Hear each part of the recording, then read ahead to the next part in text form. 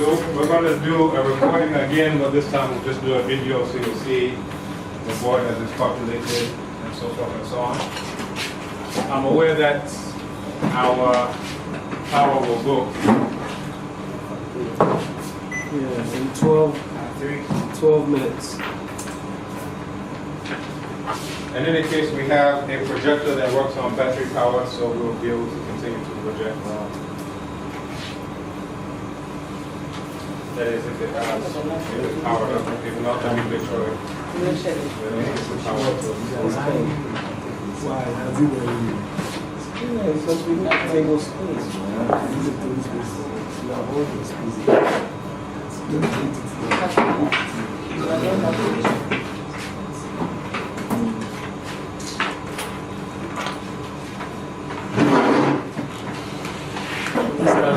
So easy. Yeah, we have to. This is, you know, this China stuff in Brazil. Probably made from rice. Oh no, yeah, they just make it and put a British mark on it. Then your liberal agenda. Yeah. No, we have to say it's broken. It's not. You have to push it in. Yeah. I am not a qualified physician. Please don't electrocute yourself. Well, He's called begging for trouble. yes. She insists I should give this needle.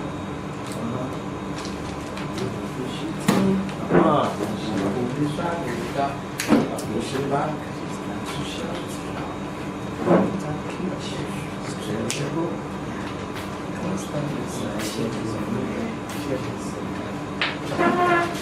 So do you want us to go over these together? Yes.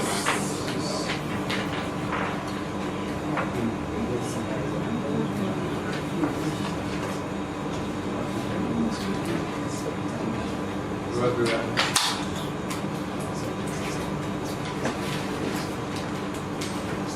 So the first question, name 3 common elements of African cosmology and give an example of each element. Anyone do that?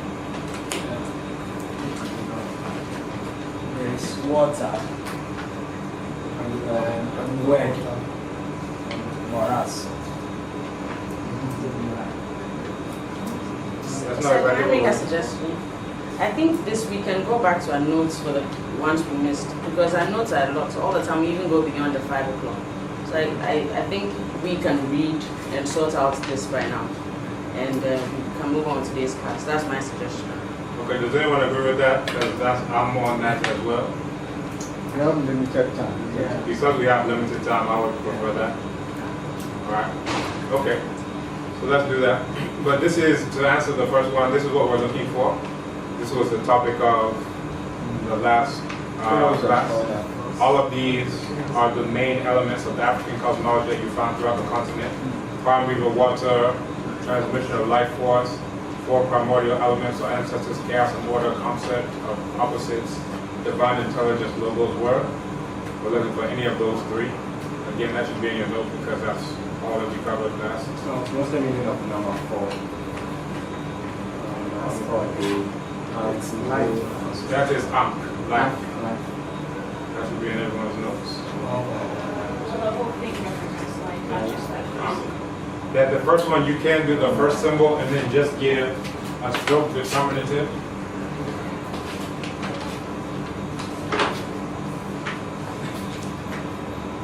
That this by itself can be Ankh, and then I do a stroke determinative that lets you know that what I've written here is exactly what I mean. Or you can do it with a phonetic complement.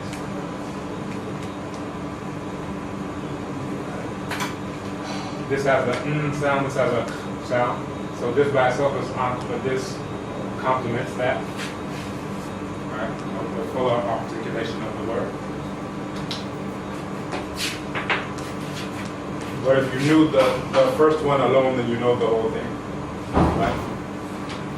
Alright, so let's come to today's lesson, the Supreme Being, Divinities.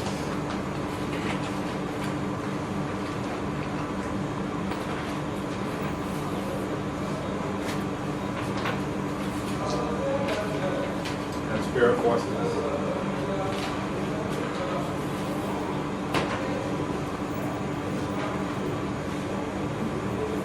So today we'll work on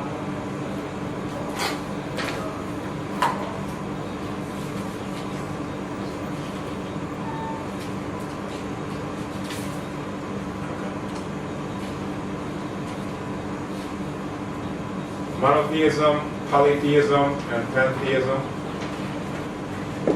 The aloofness of the Supreme Being in African thoughts. The divinities and spirit forces. Also the human being in relation to divinity. Alright? So for these,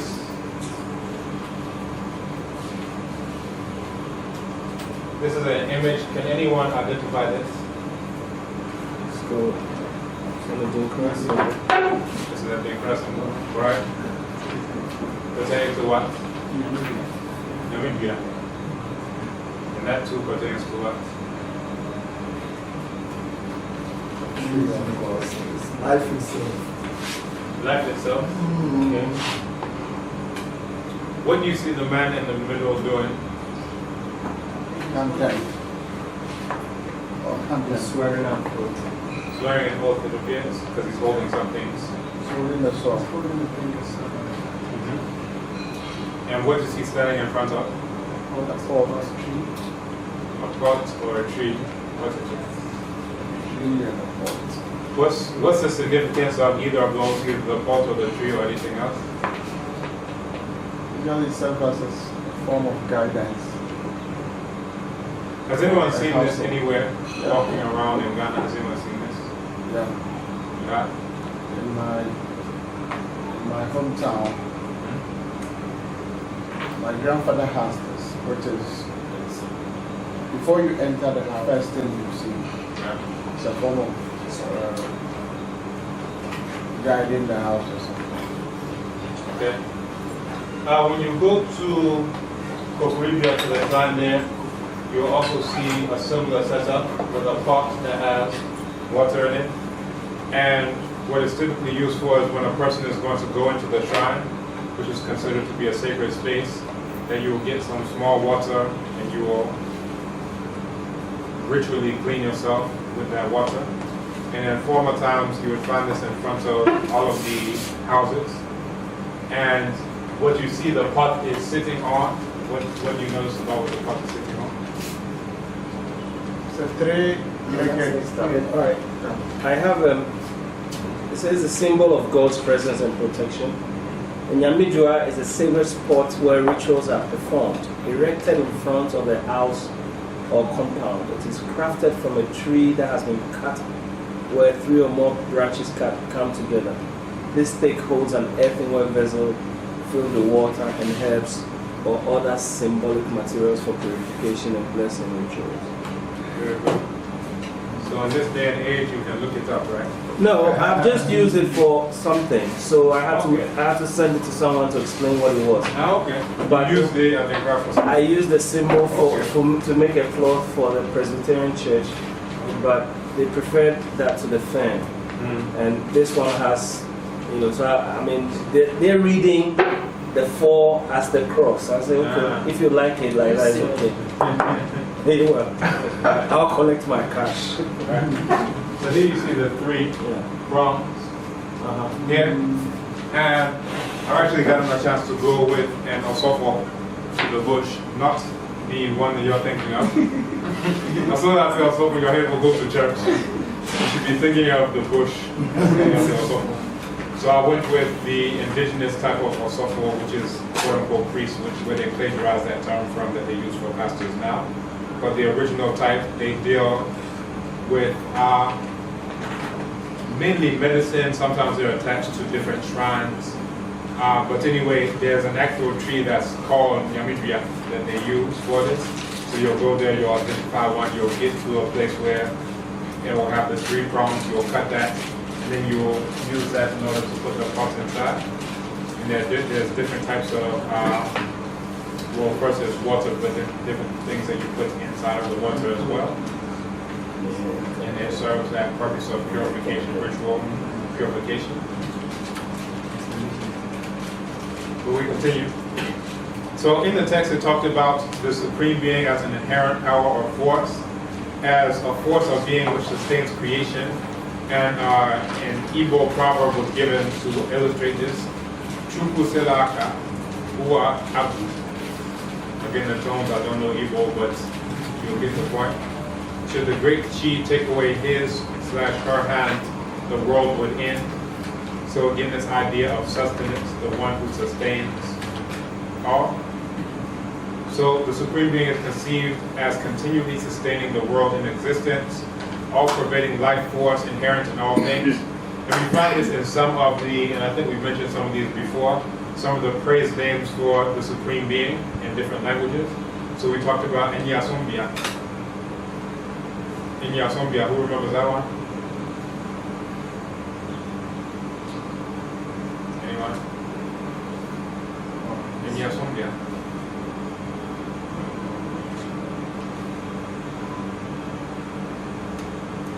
Does anyone know the word som? Worship. Worship, we can say. What about bia? Place. So what about enyi? I.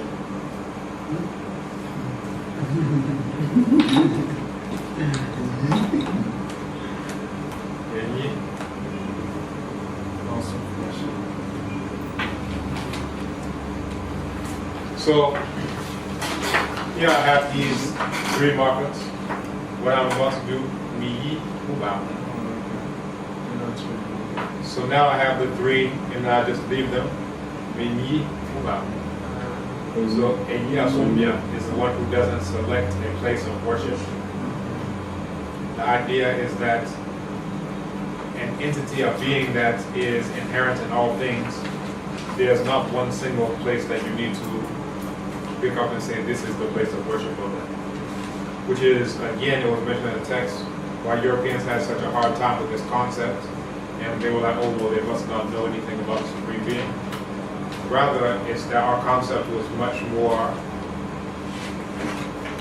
accurate, you could say, because for them, if you're saying that this is the all-powerful, now you're going to stick the all-powerful in a teeny tiny house, or even a big house. How ridiculous is that? Those seem very contradictory. But if you're saying that this is a force, a being that created all and is in all things, then why would you say, now stay in this house? Everything else is secular. That teeny place is sacred. That's it.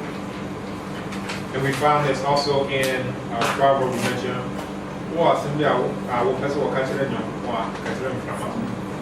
Right?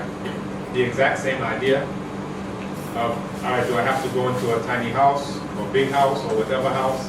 Or is this a being that is all around? And you'll also find this in libation texts, where the person who's pouring libation would call,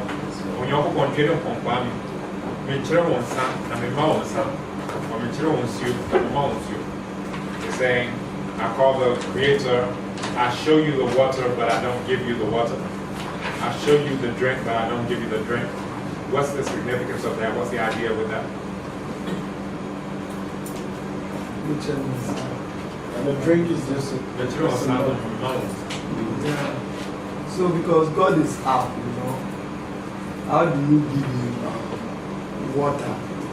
And it goes against the principle, rivers run down, that will up. So we can only show it symbolically. And after all, he's also the life giver, the giver of the drink itself. So we can't give it back to him. I think we're somehow constrained by English, right? Because when we say he, either we're constrained by English, or I'm really dunking into it. Not even just English, we could say the Eurasian concepts. So that's all good has to be all what? Male?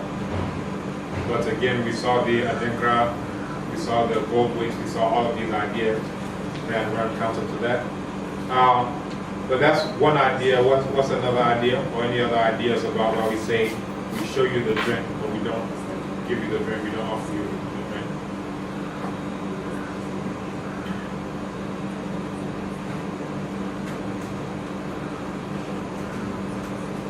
So do you need help? For the sake of time, I think I will help you. That the idea is, if you have a being that's omniscient and omnipresent, right? And and you'll find that idea, that you bring it behind, but this entity is still able to see it. There's the idea of the being all over, not just where you think the being is, but this is the omnipresence type of idea enshrined in this Quranic. That the idea is that if you have some entity that's omnipresent, that entity is also inside of the water itself. If you're pouring the water on the ground, that entity is inside of the ground itself. You understand?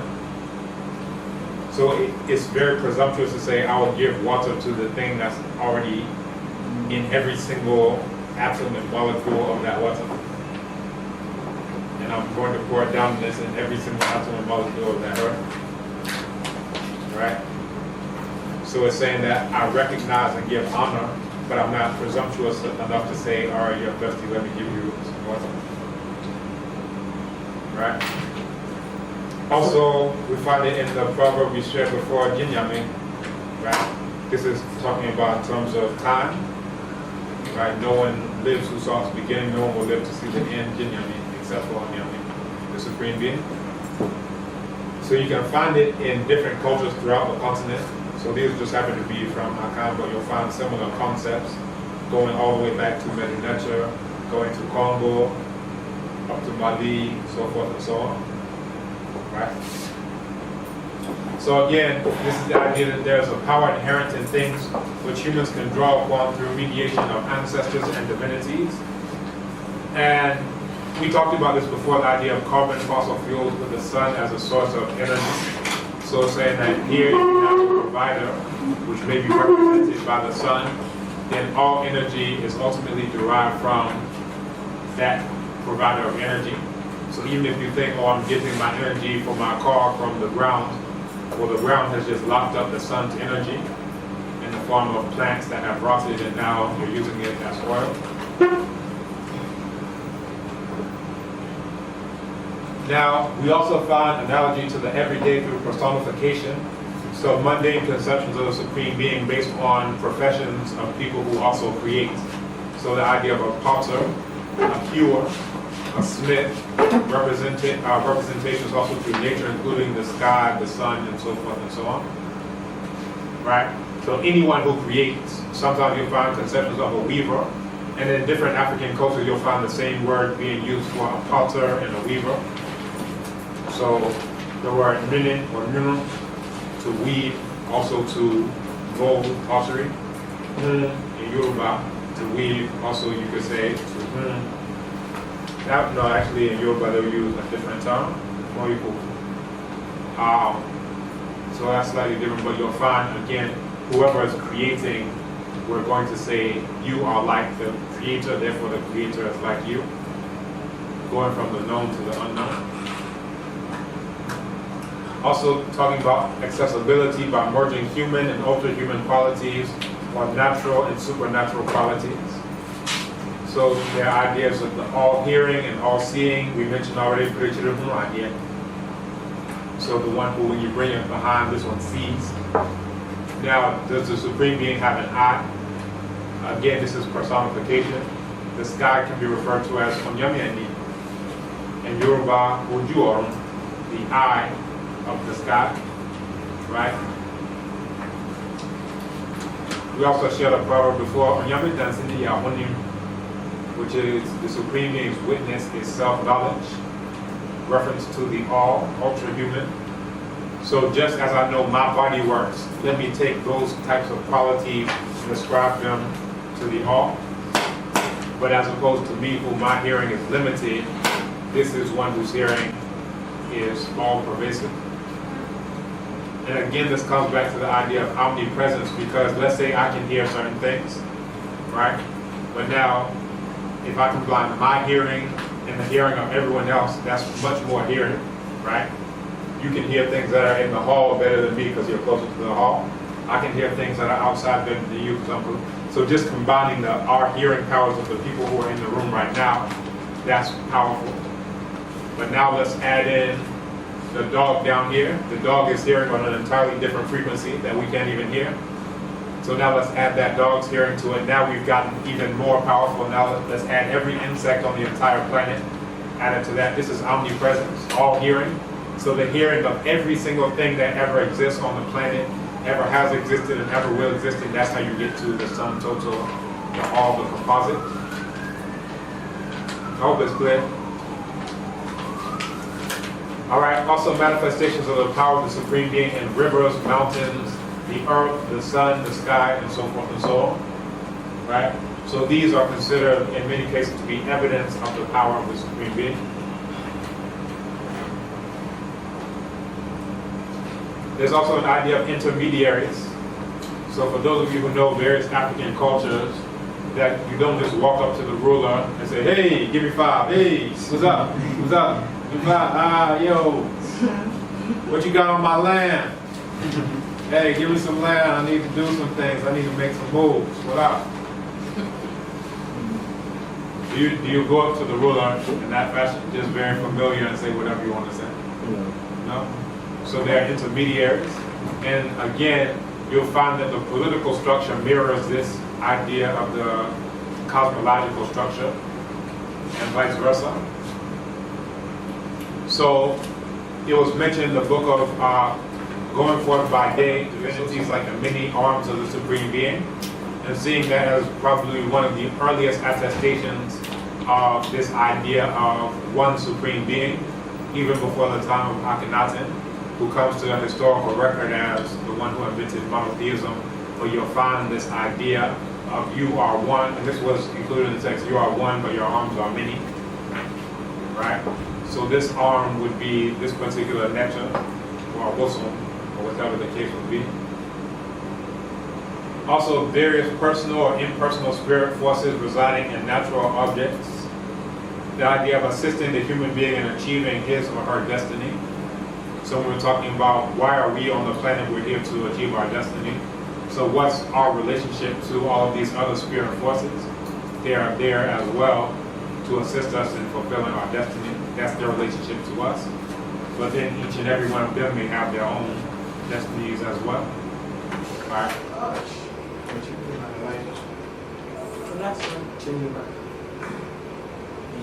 I saw someone look very concerned.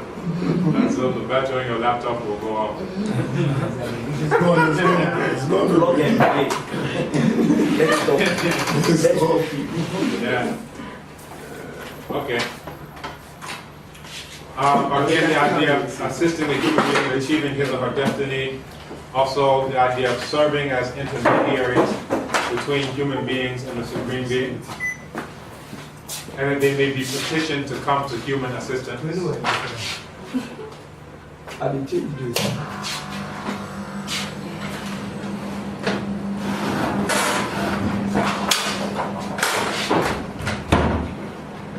I think some of you are happy we have lights now. I think some of you are happy we have lights. Yeah, no. I was enjoying the natural air. The natural air. False. Now we're dealing with this false, contrived, full goal type of air. Trying to imitate the Supreme Being type of air. Yeah. We're out there, one with nature, right? You're out there. Now full goal has come to take the internal nerve. That's what we have to think of black man Frederick M. Jones who are refrigeration systems.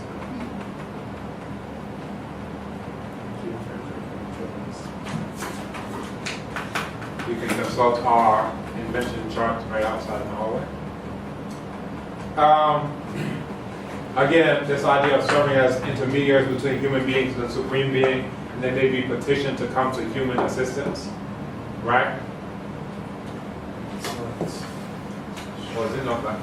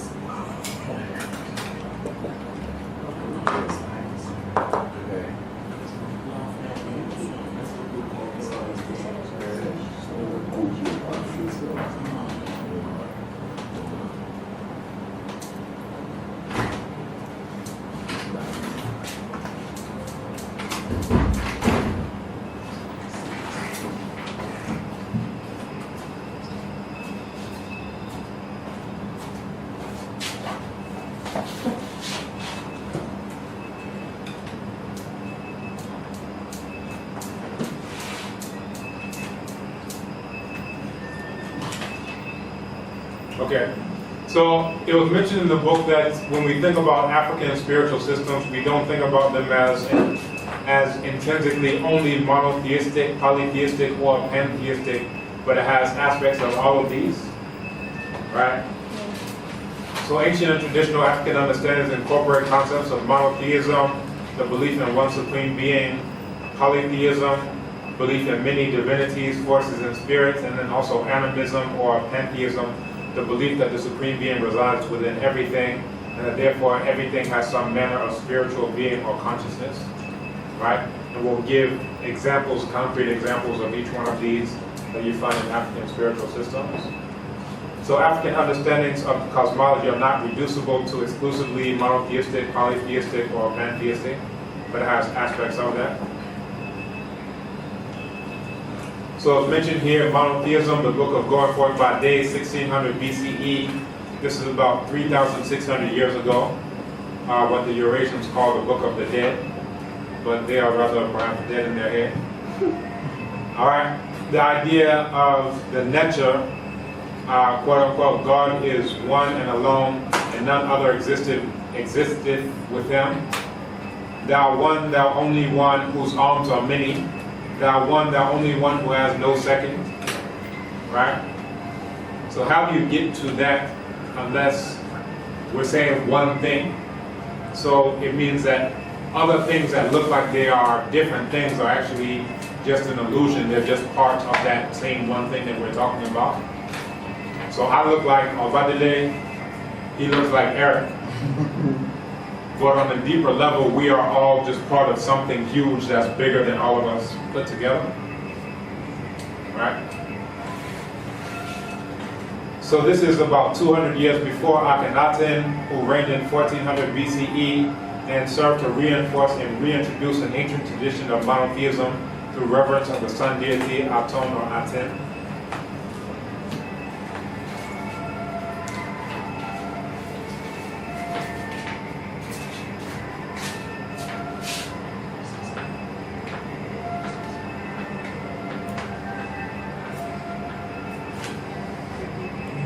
Hearing it a lot.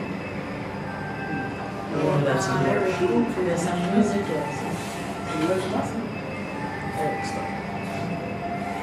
Do it.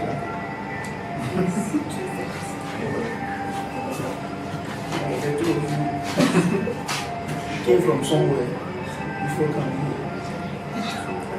There's two of them. Can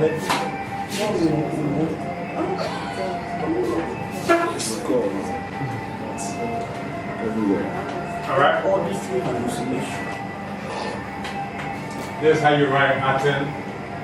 Literally E to and then this lets you know we're talking about the sun. The sun disk.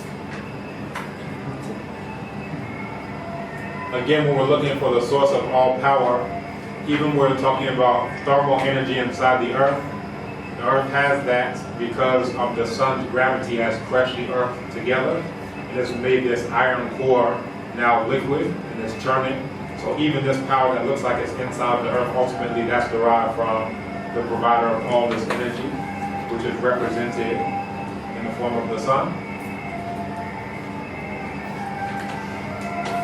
Again, African monotheism understood by seeing one supreme force as the center of an integrated system. Again, this idea of thou, only one whose arms are many. So this is very important, right? We'll come to the wedding and drink more for one. Anyone see that happening? Oh, yeah. That would be complimentary. I could just already take it, you know. Okay. But I could eliminate it. Go ahead. Well, whatever, him or her, somebody will We eliminate. don't entertain those practices here. Not in this country, we don't. According to Muhammad. All right, let's continue. So African monotheism can be understood by seeing one supreme force as a center of an integrated system. There are only one whose arms are many. Again, that's the earliest conception written in text of this idea. The implication of monotheism integrated within a polytheistic system. So now you're looking at all these other divinities as arms of the supreme being, right? Ultimately tied back to the same supreme being we're discussing.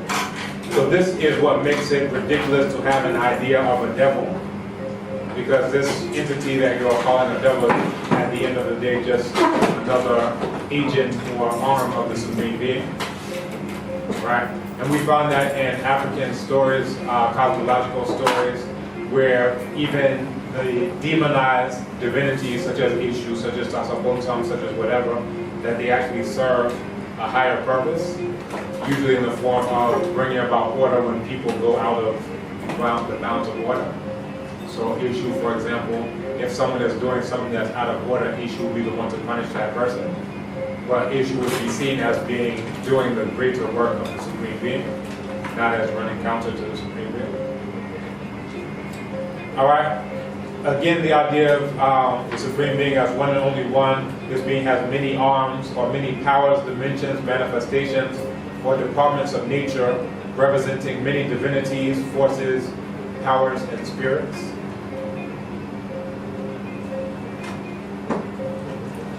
So the Supreme Force is seen as underlying and adhering within everything. This means your finger, right? This means your nose. This means this block, this board here, whatever we're talking about, right? So from this type of conception, it renders this idea of the sacred against the secular, which we find in diametric opposites, right? That you can see things in terms of a continuum, but not necessarily in terms of on this side you have positive, on that side you have negative, never the twain shall be. Now all of these things are ultimately part of the Supreme Being. Also the idea of, again we mentioned integration of a pantheistic or animistic aspect of the African cosmological outlook to the aforementioned integrated system. And this is intimately associated with the idea that the Supreme Being or force is both immanent, inside everything, and transcendent, beyond everything at the same time, existing within all beings yet transcending and being unreachable and beyond them. Right? So this gives you an idea of vastness, as close as your breath, but as far as the furthest starlight.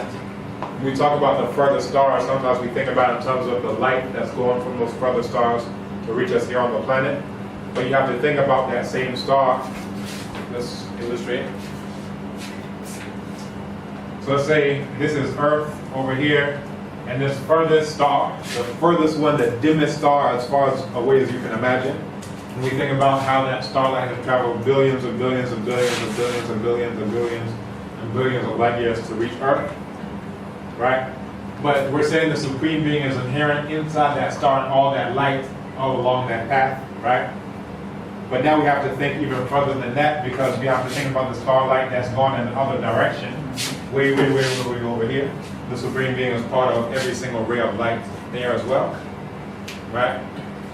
And I think last class we discussed black holes, right? And the idea that the only thing that travels faster than light is black. So here you have the light that's going as fast as it can, and the black is saying, come back here. And I was looking at a documentary. When you have children, you look at all these types of things all the time. Like, though I probably would not. But it was talking about the physics of the black hole are basically identical with the physics of the so-called Big Bang. And this is the idea we introduced a week or two ago, this idea of a multiverse or polyverse, right? So when we're talking about, here you have this black hole that is so fast, this blackness is so fast that it's pulling all the light in. Well, now this is a question of, on this event horizon, where does all that light go? That the light goes so quickly and then it would shoot out of the other side in an event the equivalent of what we understand the Big Bang is doing. I hope people are following me. If not, I can articulate it again, if not better. So basically this idea of, on the other side of the, first we understand the Big Bang, the idea of the Big Bang, what we saw Bill Gorman talking about, this egg that spins, this smallest grain, and then shoots out all this energy, right?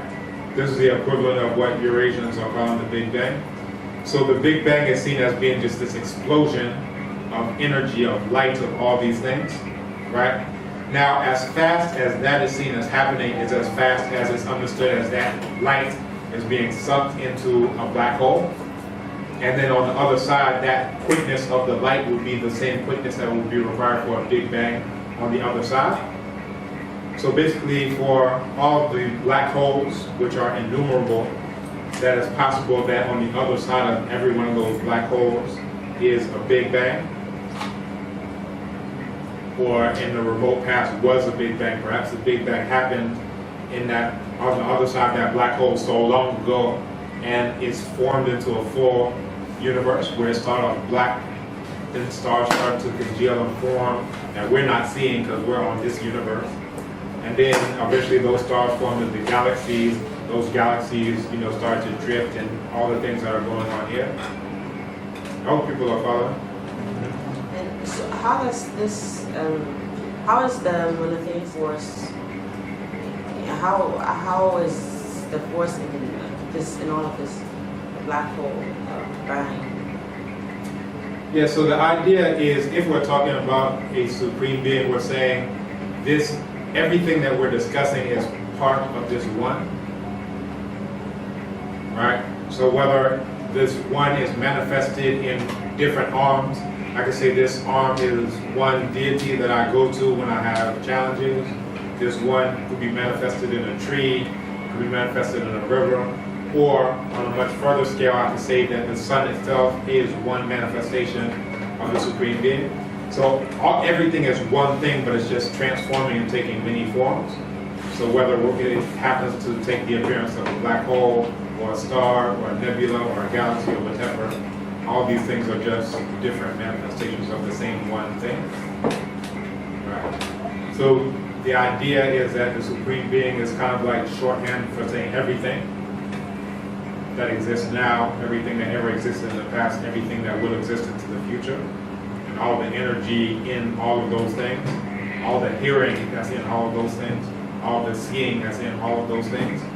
So as opposed to saying everything that ever existed, everything that exists now, and everything that will exist, we could just say on Yamin, and it's like shorthand. Right?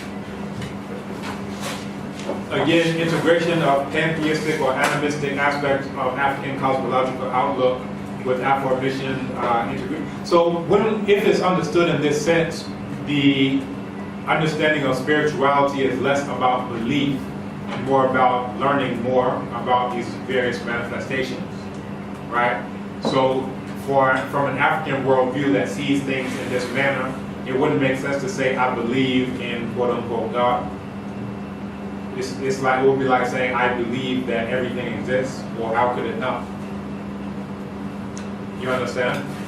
So it's more knowledge-based than I believe in some imaginary white man in the sky somewhere that's going to save me from blah, blah, blah, blah, blah. So to know, you need to believe, you need to know. The idea is you learn more about the different transformations. So again, everything started off in noon. And then from there, things started looking like different things. They started manifesting out in different ways, in different shapes, in different forms, in different energies, right? So now what you're doing is you're pursuing information and knowledge about those different things. So even when you look at the original spiritual stories, whether it's the story of Asar or Set and Heru, that all of those things are just allegories for the movements of celestial phenomena. So as opposed to believe that Heru is doing this, believe that Asar did this, and believe Aset is doing that, it's that you're actually learning how the sun moves. And now we're transmitting it in such a way that every single person in society can understand it very clearly, right? So So I'm saying, okay, Osar's body was cut up and then Eru redeemed him, blah, blah, blah. At the end of the day, what you're learning is the sun is moving like this at this time of the year. Right? So that's the indigenous spirituality, to connect you with an understanding of the all. You're learning more about everything, as opposed to cutting you off from that understanding. You're saying, forget all that, just believe this. That's secular. Sacred is only what I control. You have to go through me to get through it. Alright? That's when we think about monotheism in that sense. That's where Akhenaten's name really comes up, because, again, it was triggered by a political situation where the priesthood of Amen specifically and other ones had gotten so powerful, they got so much land, that the royalty became almost an afterthought. So what would you do? You would say, all right, you know what? Let's abolish everything else and say, here's the one, you have to go through me to get to it. That means all the land that you have as a priestess of this, all the land you have as a priest of that, all of that land is now going to me. Right? And then you can see how that's manifested in all these other monotheistic religions that have come up. So whereas the Vatican, you have to go through them to get salvation, or you have to go to Mecca to get salvation. Whoever can say, I got a monopoly on this, now it gives them political power, economic power, every single thing else. So instead of having it diffused, now you have to go through me. And that's what Akhenaten's hymn says. The idea of Akhenaten being the way, the truth, and the light. You have to go through him to get to Aten. And then you can find how others have clearly plagiarized that idea as well. So look up Akhenaten's hymn as well if you want to actually read the source text. H-Y-M-N-M. But if we have to go through Akhenaten to get to Atum, isn't the same as going through Muhammad to get to? That's the point. Yeah. That's the point. And what we're saying is that that's not the original concept of monotheism. The idea is that there are many arms. You can interface with any of those arms to deal with that. So the innovation of Akhenaten wasn't monotheism as a concept per se, but of this type of guarded monotheism where you have to go through this person as a regulator in order to get to that supreme being. So it's like, as opposed to one being that has many arms, there's one arm, and I'm it. Go through me, that's the only option. Let's cut off all the other arms. Again, conceptions of the person in African cosmology also exemplify this. Continue. Also, there's an idea of a divine spark in humans. And this was covered. We mentioned that each person has a spark of the supreme being or force. This is exemplified in concepts such as the Igbo Chi, the Fonse, Lubara Adro, the Kra. We mentioned so many of these, the Ka. I mentioned Kemet, so forth and so on. Among the Igbo, the supreme being or force is called Chukwu, literally Chi Ukwu, the great Chi. And Chi is a spark of Chukwu within each person. Again, how can you be omnipresent unless you're in every person as well? And every other being that exists? If you're in every being except for that frog, you're not omnipresent. You're not all powerful because that frog is doing stuff outside of your purview. Right?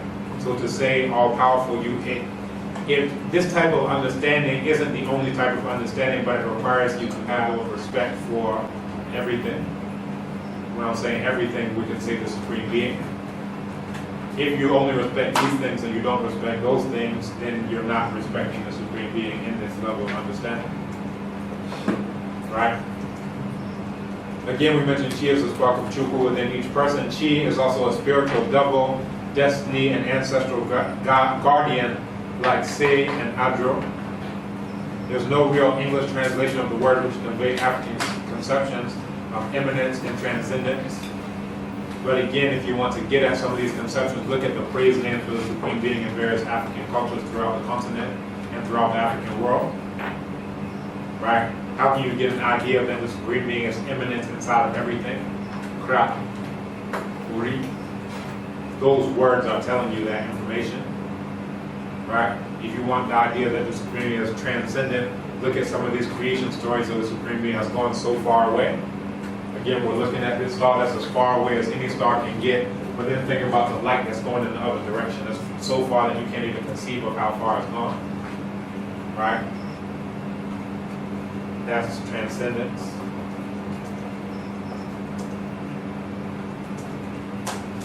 Also, say of the form, say among form as a spark of the supreme being in each person. Also, this idea of Mao-Lisa is androgynous, containing both sexes, feminine aspect, and Mao is known as the great say, Mao being the feminine aspect. And say is seen as each person's Mao, Lisa being the masculine aspect. Right? So again, this is the idea of immanence inside of every single person. And by virtue of this, this means that all of you as human beings are divine. Right? Now this is a different concept from Eurasian ideas that everyone is born into sin, blah, blah, blah. And then it goes back to this monotheism where I'm the only path. So all of you are born into sin, and the only way to get out of it is to go through me. So give me 10% of your money. Right? Go on a trip to my home country at least once in your lifetime and drop off plenty of money on your way. Thank you. You have to go through me. Again, this is the idea of religion as a deification of someone's culture. So think about how much of a hustle it would be if I say, you all have to shut off all your laptops, no laptops are allowed, you have to go through my laptop alone. That would make me pretty powerful. And that would make, it would have a line stretching all throughout the entire planet. And let's say I charge $50 for that. You can see how it would be in my interest to come up with some type of, cockamamie story like that. But you probably wouldn't go for it. You would say, that's ridiculous. I'm just going to use my own laptop. But what if I can convince you that your laptop is pagan, heathen, savage, demonic, all these types of things? Now you will throw your laptop away and be standing in line, and I'll go all the way to the back. So when we think about who benefits, we can think about who benefits economically, who benefits psychologically, right? If I'm an Arab and I want you to all practice Arab worship, right? Now you have to come to my country, you have to learn my language, you have to act like me, you have to dress like me, you have to blah, blah, blah, everything like me. What kind of psychological boost does that give to you as an Arab? You understand? Let's say I'm Italian, and all of you are learning, what is this, catechism or whatever the thing is, in Latin. You all have to come, you have to kiss my ring, you have to do that. Imagine the psychological benefit that would accrue to you and your children. So you get economic benefit, you get psychological benefit, and we can think about it on every single level. Social benefits, all these people are coming to interact with me, so forth and so on. Let's not drag this out. So anyway, this is the idea that each one of you is divine because a spark of the divine is in each one of you. So there's no need for someone to come and save you because you're already divine. And you can just speak to the wind in order to access that divinity on a larger scale. So in the Lubara, we have a Lubara conceptualization of immanence and transcendence through the Adro, and then Adro, spelled lower.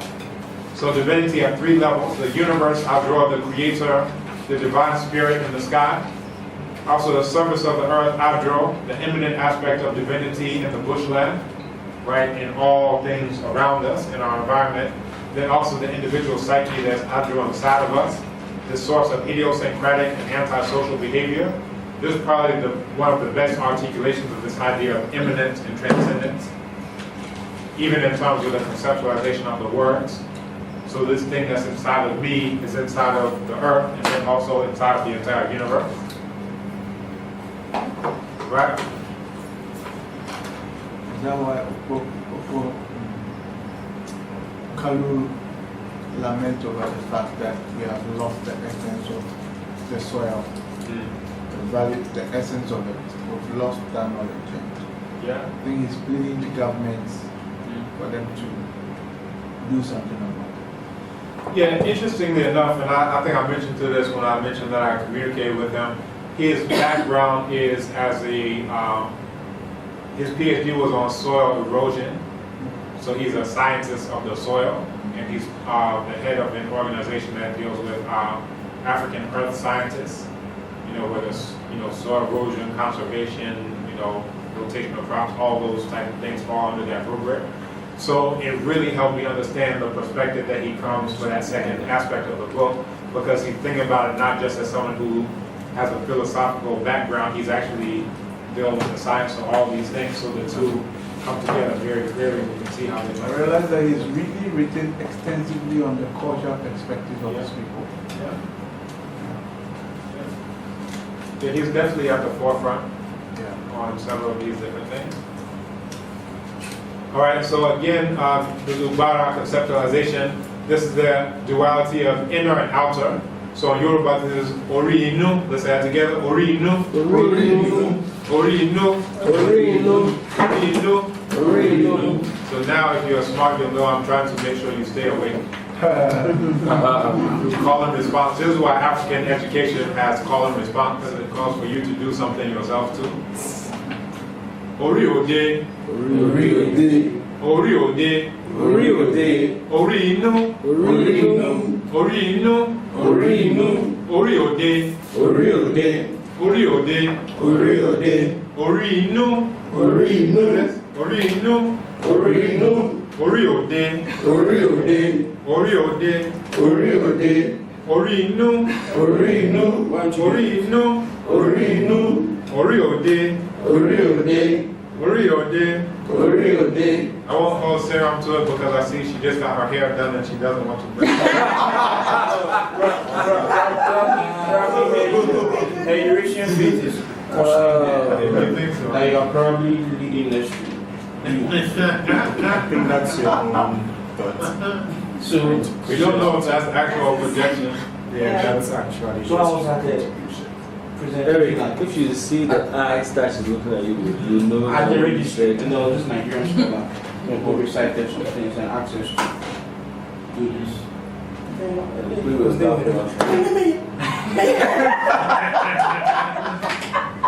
And Gary,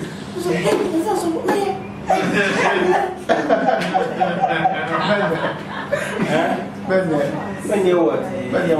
the man was asking us, Nothing they do. Fiakwa. and he was reciting some things and asking us. Who told you not to do it? Me, I did it. The woman and her daughter was sitting next to me, and the daughter wanted to. So this is what happens when the world is upside down. You rush to do the things you should run away from. You run away from things you should rush to do. So this same world will be rushing to bow down in front of an imaginary white creature. Caesar Borgia, known for fratricide, what is the other one? Incest, murder, so forth and so on.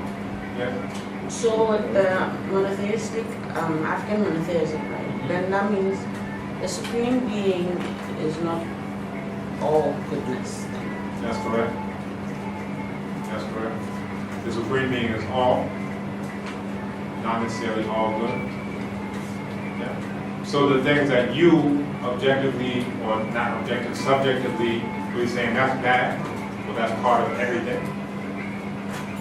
And again, we talked about before, things that you may look at as being bad, good things can come out of those same things. Things that you look at as being good, bad things can come out of those as well. There may be good and bad, goodness and badness does not exist. That's one possibility of looking at it. Or you could think at least that they are contextual, right? Whether you're looking at this thing and in this context it seems like something that's good, right? You take that exact same thing, you put it in the wrong context. Now you're seeing this thing as bad. So this is why the entire universe is seen as being underpinned by Ma'at. And one of those core principles that we've talked about, the one that we focused on mainly has been which one? Propriety, doing the appropriate thing at the appropriate time, right? So these things are more a question of, is this balanced or is it unbalanced? It's not necessarily in terms of is it good or bad, is it balanced or unbalanced, right? Is this appropriate or inappropriate? Is this orderly or disorderly? Now, all of these questions are outside of the context of saying what is it good or bad, because in one context, doing something that's orderly may be good, doing something disorderly may be bad, but in another context, this thing that you're looking at as disorderly may bring about a greater order, right? So this is what was talked about in the Dogon story, where the Nomo had to be sacrificed in order to bring about a reordering. So I'm sure the Nomo who was being sacrificed and cut up in all these different pieces wasn't happy. And didn't say, yes, great, now we'll have a greater good. But at the end of the day, it leads to greater order at the end of the day. In the 200 level class, the UGRC, you know, we talked about all different types of things, and one of the students who was very much used to worshiping Eurasians, he was like, are you saying that nothing that they did is good? Colonization, enslavement, you know, wasn't there a silver lining to it? You know, isn't there something good in it? And the answer that I have for him is that for some of us, the best thing that comes out of it is an understanding of who we are and who our enemies are, that we wouldn't have had without that. Right? So for me, I can see it, that's something that's very good that came out of it. If that didn't happen, then, you know, I could say, all right, I'm God, I'm fighting against the Dangme people. Or the Dangme, all right, you're Dangme, go fight against Ewe people. Right? The fact that that happened lets us know, you know what, we got a common problem on the face of the planet, and we need to do something about this common problem that we all have. So that's the empirical evidence that tells you that you need to do something about this common problem. If that didn't happen, well, what's the empirical evidence that tells us that? But you just fight me, I fight you, who cares? Right? All right. Quickly on the badness and goodness, I think in African doctrine of God, they raise, as in sometimes Nyame being referred to as Kwame and being referred to as Kweku. That's where that stems from. Say again? Is that where that stems from? Because they were still, and the argument wasn't really clear, and he was trying to make some kind of claims. You said between Kwame and... Yes, Nyame is sometimes referred to as Kwame and sometimes referred to as Kweku. Also the introduction,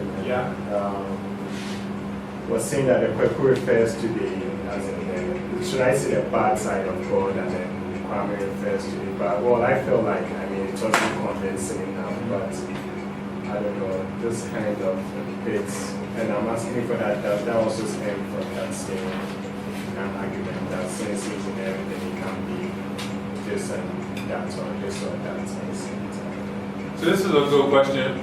One of the Mrani, the praise names of the Supreme Being is Anansiko Broko.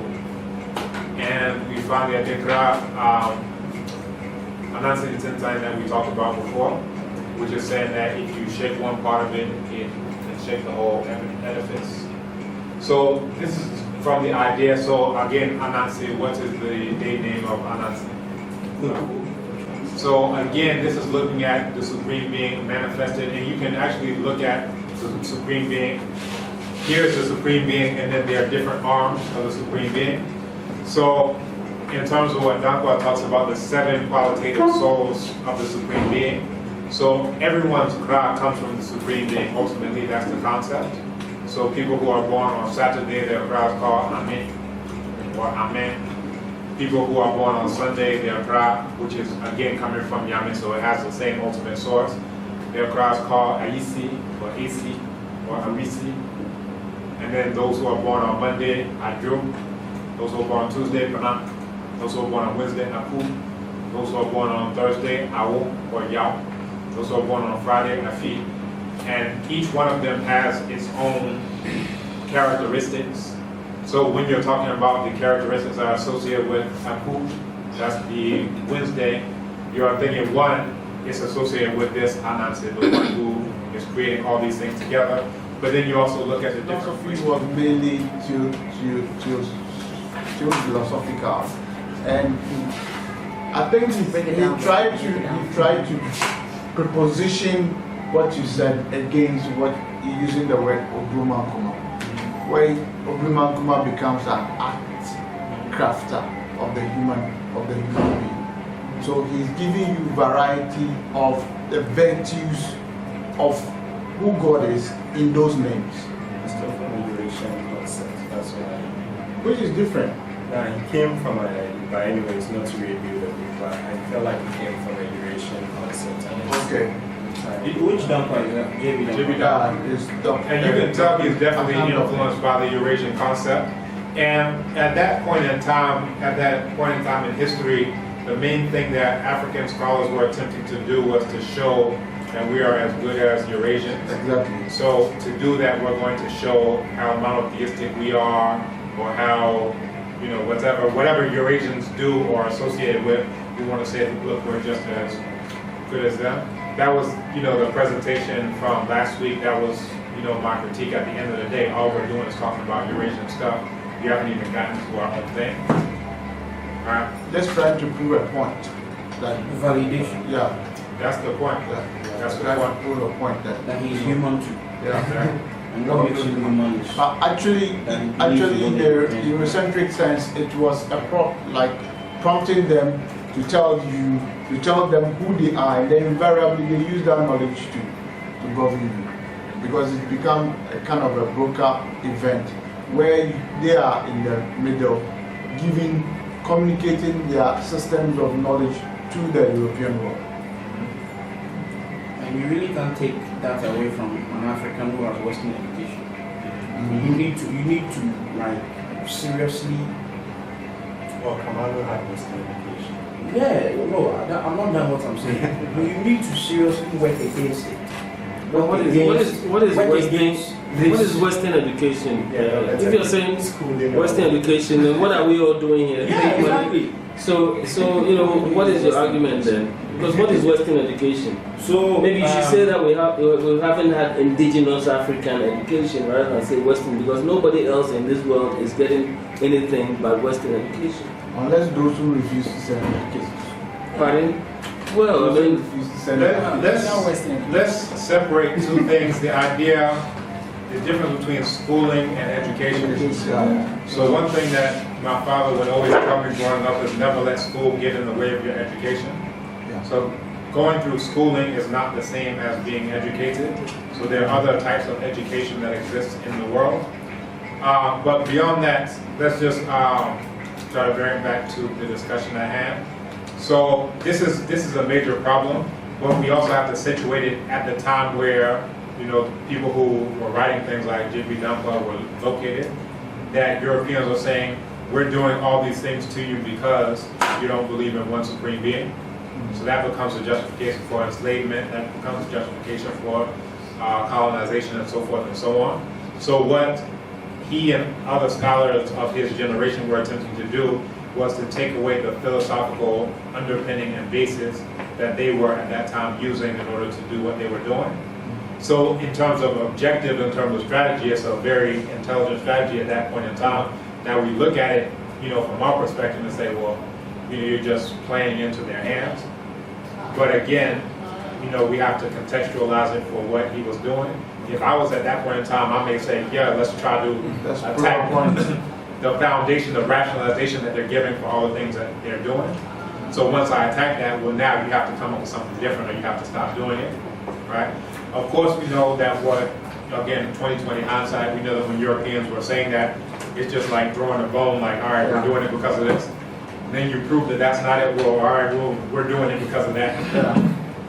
They're doing it because they can, they have the power to do so. And they'll continue to do whatever they choose to do that they think is in their interest. They'll just come up with spurious justifications, off the cuff in order to say, all right, well, because of that, that's why I'm doing it, right? So, you don't necessarily listen to your oppressor when they're giving you rationales for why they're doing what they're doing. Amos Wilson, the psychologist, talks about in terms of like battered wife syndrome, where, the husband who's beating the wife is saying, I'm beating you because you didn't cook well. So if she takes his rationalization or justification, imagine how conceptually incarcerated she is. You understand? You're doing it because I haven't prevented you from doing it yet. I bet a knife to the throat would get you to stop doing whatever you're doing. You understand? But again, let's come back here. So we also talk about Aku and Amve, the home and the outside. The idea of the home being predictable and the outside being unpredictable. Metaphor of the inner world and the external world, the person and the supreme being expressed within nature. You have a special guest. Is it a small guest? I'm a guest teacher. I'm a design. bra.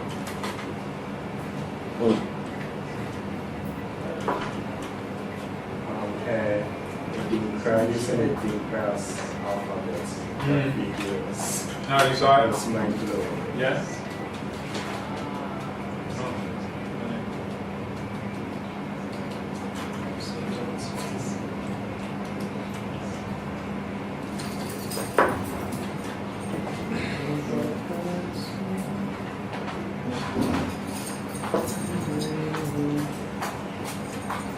Okay, so again, we're talking about this duality, these complements of inner and outer, and the idea is what's inside is what's controllable, what's outside is what is unpredictable.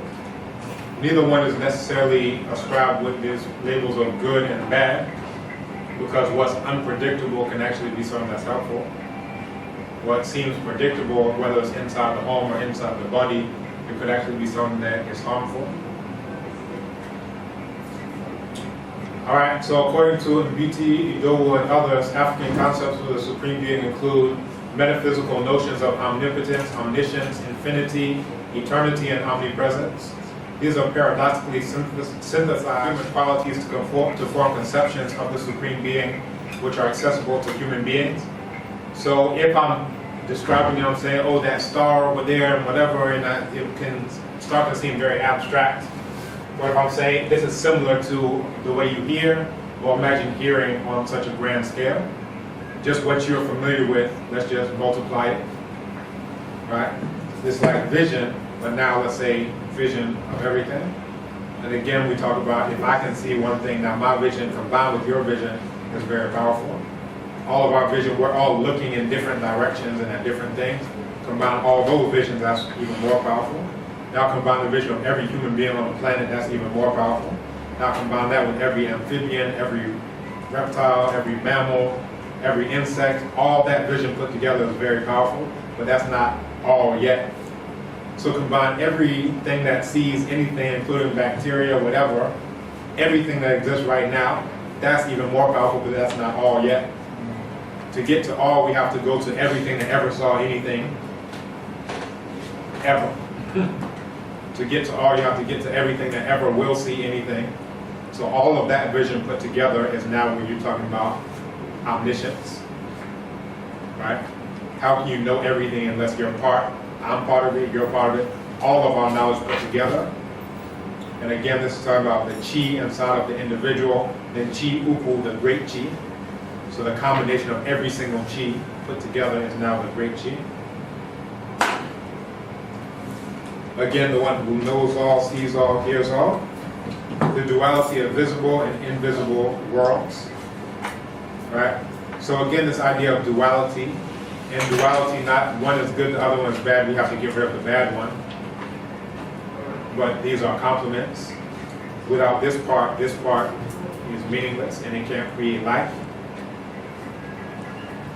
And you'll find that African spiritual systems are very life-centered in that sense. So when we talk about here in this society, the earth is male, then the sky has to be female, because we're talking about what's creating life here. Just like it takes a man and a woman to create life. Well, then here we have things growing. So how we conceptualize these things are able to grow and things are able to be alive. That's metaphorically, it's like a male and a female coming together. Right? Or vice versa, if you come from a society where the sky is male, then the earth will be what? Female. Because again, we're explaining the origin of all life. So unless you're in a completely barren place like a desert or a tundra or a glacier, that's where you'll get conceptions of just man. Because you're not explaining life, you're explaining death. You know, if you get a man and a man together, that's not going to be creating life. That's the environment that you're in. Desert. If you get a man and a man, a woman and a woman together, that's not going to create life, and that's going to get you what? The glacier that you're on where there's no life to explain. right? And again, this is what Serhan the joke is dealing with in cultural unity, where he's talking about this northern cradle and this southern cradle. And this idea is that all of these things are attributable to environment. And you'll find this also in some of the ancient texts from Kemet that talks about Lo, the miserable Asiatic. He's miserable because of the place he's in, short of wood, bare of water, bare of resources. It's talking about their behavior is directly attributable to the lack of resources that they have in their environment. So then you see that manifesting in their worldview. Right? One amongst many perspectives on how to explain Eurasian behavior, especially 2020 hindsight. Everywhere they went, they did X, Y, and Z. How can we understand this entity that creates death and destruction everywhere it goes? Right? Again, let's continue to ideas of polytheism. The Supreme Being has many manifestations in forces of nature. The universe is one, but there are many galaxies, for example, as manifestations or identifiable parts of this one entity. Right? So you can say at the beginning everything was hydrogen gas, and you add to that helium, add to that, whatever. That now all these things come together. Now all those things come together, and that looks like a galaxy. But isn't everything in that galaxy is made of just a part of this one thing that existed prior to that? Right? Isn't everything that this earth is made of just a congealing of that exact same noon, primordial ether? So forces represented as powers or divinities of the sky, earth, sun, rivers, and so forth and so on, subordinate to the Supreme Being in the hierarchy of beings. And we can say subordinate, you can look at it in that sense. You can also look at it as smaller aspects of the whole thing. So it's sort of like set theory. So in set theory, we're talking about infinity, we're talking about the all. So now what we're talking about is subsets inside of that all. So if I want to get to the all, I'll try to do it through something that's even bigger. Again, as an intermediary. I know where my body begins and ends, from here to here, basically. So if I want to get to everything, well, let me appeal to something that is a bigger set of that everything, and hopefully my message can get relayed. So I need that. I need the help of that star so far away, combined with that star that's so close, and everything in between, in order to make sure everything is in alignment and in order. Again, the idea of the Supreme Being, divinities, ancestors, human beings, animals, plants, stones, rocks, and soil, all just different transformations and manifestations of one thing. Now, if you look at it as a hierarchy, this is one thing that was mentioned in the book, that you can conceptualize it like this. Supreme Being, here at the top of the pyramid, magical, natural forces at the base of the pyramid, and then on either corner you have nature and divinities of nature, and you have ancestors. And again, you're appealing to those who are at these different corners in order to be able to get to the whole. Right? And these magical natural forces are mentioned as Nyama, Ashe, Tsav, and so forth and so on. Different names. Asumai. Asumai. Yeah, that's also. Yeah. Sometimes the Asumai are seen as having been imbued with some of these even more basic forces. So you could say there's a level of Ashe inside of it, or Tumi inside of it. So that's just one manifestation of a more intrinsic foundational power.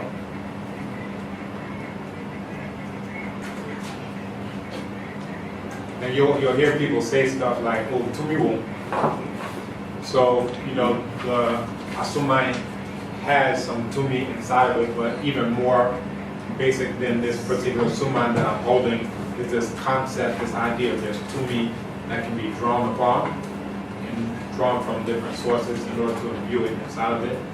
And there are different, like Tigare as Suman that was brought from the north, but a deified Suman where now possess people and do other things that Abosom are able to do, right?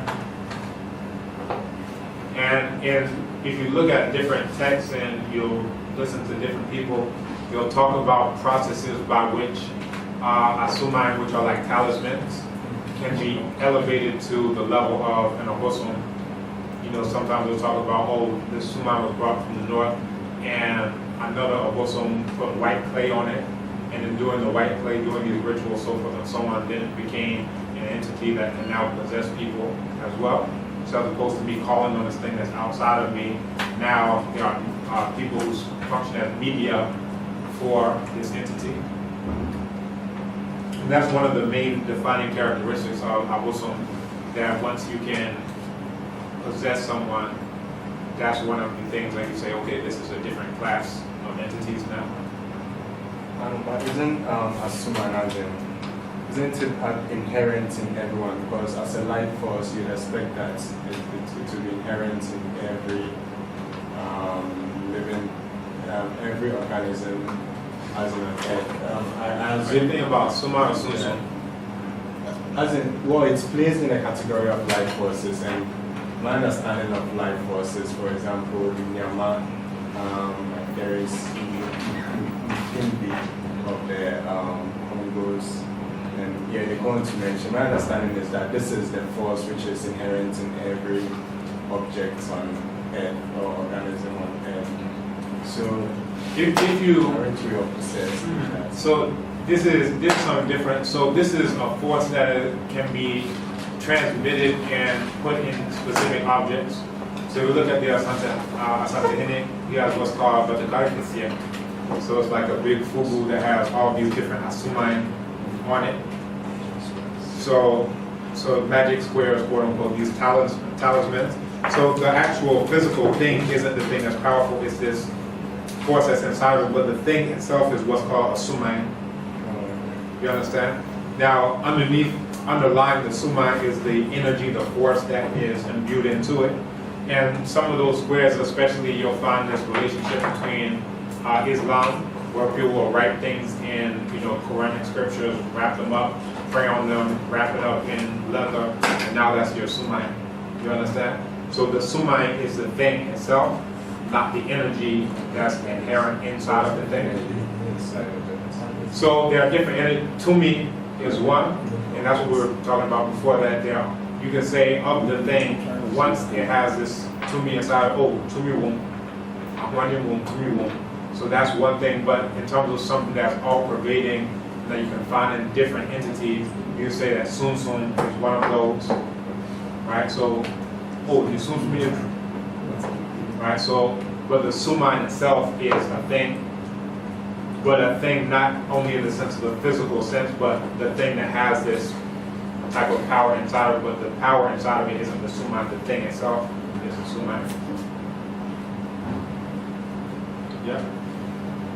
Okay, so pantheism, also animism or panpsychism, is the idea that the African universe has an inherent life force as underlying energy inherent in everything, from which the Supreme Being is the source of all of that. Right? So various terms and concepts from various African societies for the force, Ashe, Chav, Da, Tu, Nyama, Mukungu, Ba, transmitted to all creation by Ptah Nun, Ptah Naunet, the primordial father and the primordial mother. You found that in the Shabbat script. Let's say that together. Ashe, Ashe, Ashe, Ashe, Ashe, Ashe, Chav, Chav, Chav, Chav, Chav, Chav, Da, Da, Da, Da, Da, Da, Ntu, Ntu, Ntu, Ntu, Ntu, Ntu, Nyama, Nyama, Nyama, Nyama, Nyama, Nyama, Mukungu, Mukungu, Mukungu, Mukungu, Mukungu, Mukungu, Ba, Ba, Ba, Ba, Ba. Ba. Very good. And again, we have idea of ultra-human forces, and we're going to come to the Asuma here. Residents of ultra-human or divine spirit forces that derive from the Supreme Being, and that can be put or fixed into these different objects. So Arusi amongst the Igbo, the Asuma amongst the Asante, forces and objects or natural phenomena can be tapped by skilled persons with mediation of divinities or ancestors. So you'll find like in different Anansi stories where it's about, okay, there's a person and they were given a sumai, and whenever they need help, oh, I didn't take off many thing. Oh, that you turn into a river, and then it tells you to do that. Now you turn into a river because you're tapping the force inside of the sumai, right? You're not a sumai, and the sumai isn't part of you, but you're tapping the force that has been transfixed into this thing, right? Okay, so the ultra-human force here is not the person, not like some Superman or Batman. No. It's the object that helps you. Yeah. And the force inherent inside of that object. So why ultra-human? Why the word ultra-human? I think in terms of when he said ultra-human, he's talking about the resonance of these divine spirit forces, something outside of the context of just what humans can do alone. So just me as a human being, lift this thing up. But when I'm tapping the sumai, now I have the power to turn into a bird. And you'll hear people say, oh, that woman over there, I can see that she turned into a crow. That crow is that woman who died last week. So it's Obinim turning, says it's turning into stuff. He's also, he could be using these ultra-human. That's possible. Yeah. That's possible. Under the guise of these things. That's possible. This is what I showed you last week, and we're talking about sacrifice to intermediaries. So if the intermediary, so these are Asumai here. I'll come back up to it. So each one of those is smeared with blood, mixtures of egg, and then some level of drink to it as well. And I've been to different places where the Asumai are so huge that they've had blood smeared on them for decades and decades. So just one layer of blood on it, then the next layer of blood on it, and it gets to just be a huge, looks like an egg from like an alien movie or something. So are they also the altars? Asumai also altars. Can you say that? That the altar itself is what the thing is on. So the thing is the thing, but then, let me see if I can get to a specific spot. So these are the Asumai that are on this, which is an altar. So Afore Muka. So Afore is the sacrifice, and then the Muka is like, it's almost like a hearth, the place where you are preparing these sacrifices. So the place itself isn't seen as it, the thing is it, and then you also have other ones that's on top of this one, that's on top of this one.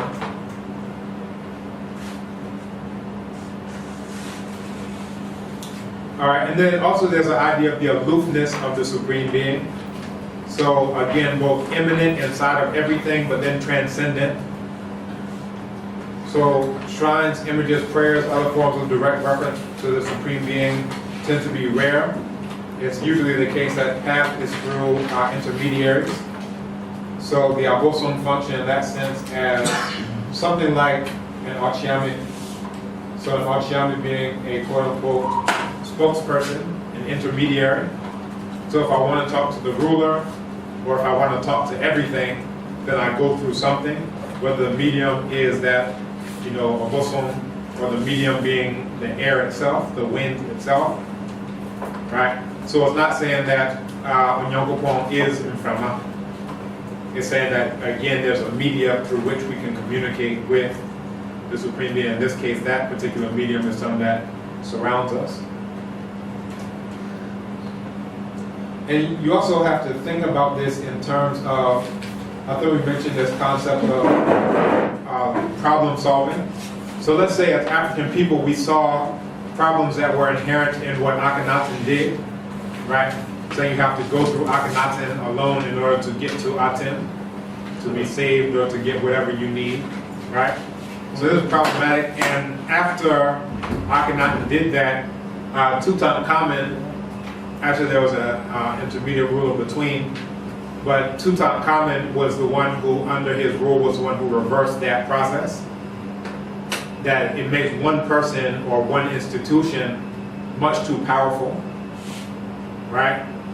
So now if you have the historical reference of knowing what happened the last time somebody tried to usurp all of this power and centralize it, well, now it makes sense for us to say, let's make sure that the power is diffused, democratic, quote unquote.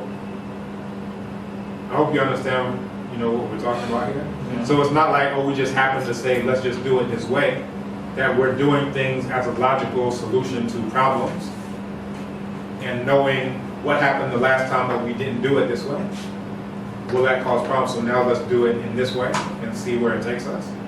All right.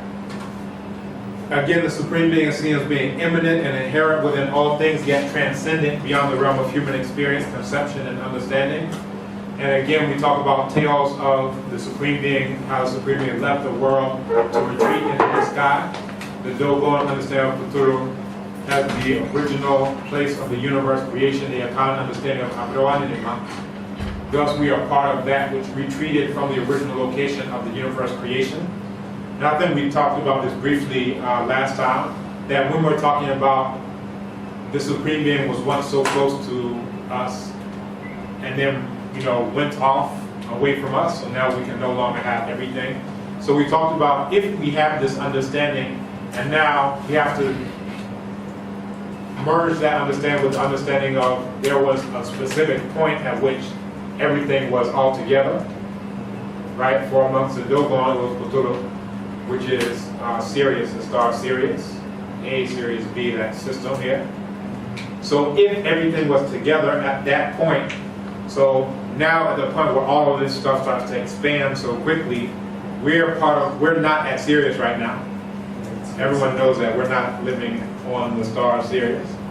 So if we're not living on star Sirius, that means Sirius stayed where it was, and we're part of every single thing else that retreated from that original point.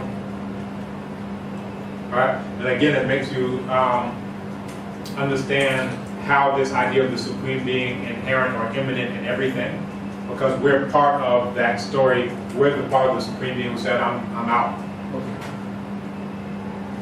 Totolo, you're troubling me too much. Now amongst the Akan, there's a star system called Abroanima, which is called the Pleiades star system. So if Abroanima that's where we're talking about Abroa pounding the Kufu, blah, blah, blah, did this, did that. Well, that star system is still where it is, but we're not living in that star system. So if everything at one point in time was so close together, and then Onyame went away, we're part of the went away, we're not part of the stayed there. Alright, again, just different perspectives and ways of looking at these things. Talking about the retreat again, in Akan proverbs, they sometimes use, for example, and also and as in using like death to represent the retreats, kind of, I don't really like get the implication why they would use it. People just briefly touch on that death with the creator, like did the creator actually die or did? Yeah, there's a lot of ideas packed together into those. So you'll find this particularly in different drum texts where it talks about the Supreme Being and death. And it's an idea of before the creation of death, it comes back to the idea of complements, right? So before death, there was only life, but how can life even exist without the existence of its complement? So now if you create death, now death exists, but now we're talking about so it's giving you this duality of both life and death, but we have to think about life and death not in the European sense of death being final. We become more and more like in terms of being able to solve all of our problems. So if the cry that's inside of me is called Amen, the cry inside of yours is called Awo, the cry that's inside of yours is called, Aku or whatever. Let's bring all those cries together, the Akra together, and now we're getting something close to an Onamakuma life situation where now we can solve all of our problems by coming together. actually writes that book, Moving Back. Is it in Moving Back? Yes, it's so sometimes I just. Yeah, you can tell at certain points in the book, the authors may not have a full understanding of even the language itself, because there are certain typos that recur, there are certain interpretations that are in there. It's not a bad idea. I think we finished this slide. Yeah.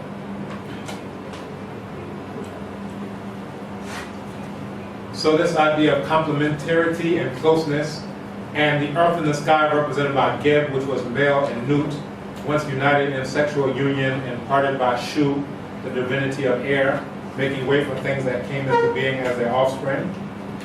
And the separation of earth and sky, and how the Supreme Being was once so close that people could touch him/her, stories throughout Africa. Similarity of beliefs support African peoples originating from a single source and migrating to different parts of the continent. So if you have people in Senegal saying this story, and then you have people in Somalia saying the story, and then you have people in Cape Town somewhere saying the story, it's not that they're sending text messages and say, oh, did you get that story yet? I just posted it on my wall, did you get the story?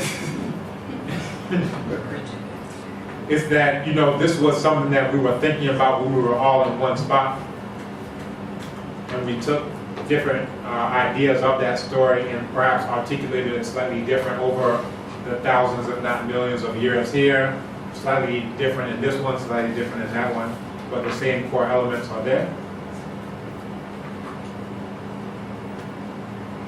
Again, the idea of the retreat of the Supreme Being. In Asante and Dinka creation stories, the woman is blamed or credited for the retreat of the Supreme Being due to the pounding of grain, or fufu, the abrewa.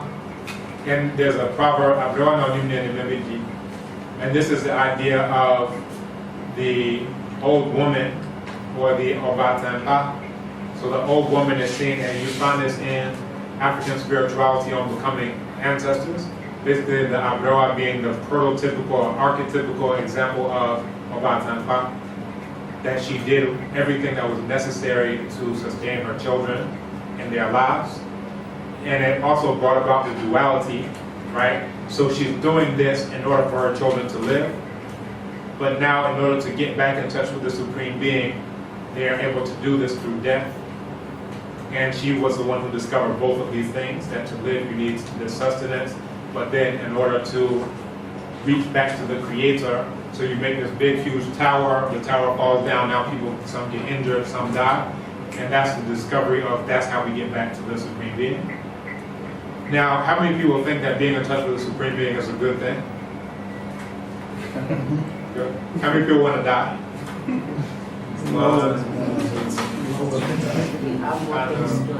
You guys can live forever. So again, Not now. not now. Yeah, but one day you will. When that question finishes, She's buying time. when that question finishes. So this comes back to the idea of good and bad, right? This comes back to our idea of good and bad, because we're talking about something that's good. But sometimes to get to that good thing, it requires you to go through something that you may find unpleasant. Yeah. So from out of the bad experience, which you could say death could be, especially depending on how you die, something good will come about, which is that you're reconnecting to the all. Now reconnecting to the all, that's good, right?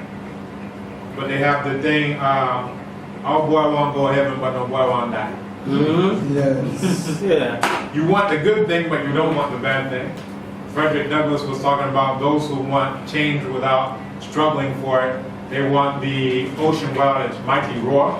And he gives all these different parallels to it. Like you want this without that. You want honey, you don't want no bees. So if you want the good thing, sometimes you don't want to experience that bad thing. But it may be a package deal. But then at the end of the day, it lets you know how perhaps contextual this idea of good and bad are. I don't want to say arbitrary per se, but contextual. In this context, this thing you would look at and say that's a good thing. But outside of that context, you look at that exact same thing and say it's bad. So you can say dying if the person is 90, you would say, all right, let's go put on this and let's celebrate, blah, blah, blah. Dying, the person is 12 years old. We're still talking about the same dying. They end up in a casket and both doing the same thing, but it's a slightly different context now, right? A 12-year-old, you would say, oh, a real bull, what a shock. Right? Gone too soon. Gone too soon. But we're talking about the same dying. One, we're saying dying, now we're saying it's good. We're saying dying still, now we're saying it's bad. So again, look at the context in which these things occur as opposed to just a quick, this is good, this is bad. And that's what makes the Eurasian system so appealing for folks, because it's so simplistic. That it just tells you this is always good, this is always bad. Now just follow me and give me some money. Right? As opposed to, we need elders because they have learning through experience to know when this specific thing is good and when this specific thing is bad. It's not just a rule, every single time do this, every single time don't do that. It's when, that's propriety, coming back to the Ma'at idea. When do you do this and when do you not do this? The only way to get that information is to learn from experience that, oh, last time I did this, I burned my hand. So fire is good, I'm cooking food, but when fire is cooking my hand, I don't like that so much. So the context, again, is telling you whether you're looking at this exact same entity of fire as a good thing or a bad thing. The same fire that you were saying, wonderful, I was able to cook my food, now you're cursing the fire, and you're the one who stuck your hand. One entity, different perspectives on that entity, depending on the context. Sir, Yes? sir, before you go on, this story, some of the patient stories, I don't know where I read it from, but where you have the woman who is blamed or credited for the retreat of the Supreme Being. I think the person argued that, for instance, the story of the woman pounding fufu is actually really a story that developed at a time when we were touched with European ideas of good, bad, woman as source of evil and causes. And so that story is not even an original creation story of African people, for instance. Because once again, like Eve, this is the woman who is the one who pounded and let the Supreme Being go away. I mean, we could argue that it's good in context or bad in context, but she is the one who caused the retreat in a sense. So I personally find that story problematic. Yeah. So this is a thing in terms of whether or not the source came from Eurasian concepts. I think the comparative look at that story, looking in other places of the continent that have similar ideas, would let you know, all right, was it just a happenstance thing that, we got it? Because you'll find in these, you could say soon after creation stories, you'll find similar themes. I think the key point here is whether you look at the thing as being a bad thing, to be blamed, or a good thing, to be credited. When you look at the Eurasian thought, is much more clear-cut. So there's a fall from the Garden of Eden. Everyone has sin. You have to get redeemed from the sin. And there you need this imaginary white boy to redeem your sins. For the African concept, there's no sin. There's no fall. And therefore, there's no need for a redeemer for this thing happening. So I think the core thing hinges on whether you look at it as being bad. And I think if you're tinged by Eurasian thought, you would look at it as being bad, especially if you've already known the Eurasian stories and Eurasian versions. If you are just looking at the African one and looking at, okay, here's Dinka, that's Sudan, that's nowhere close to Akan.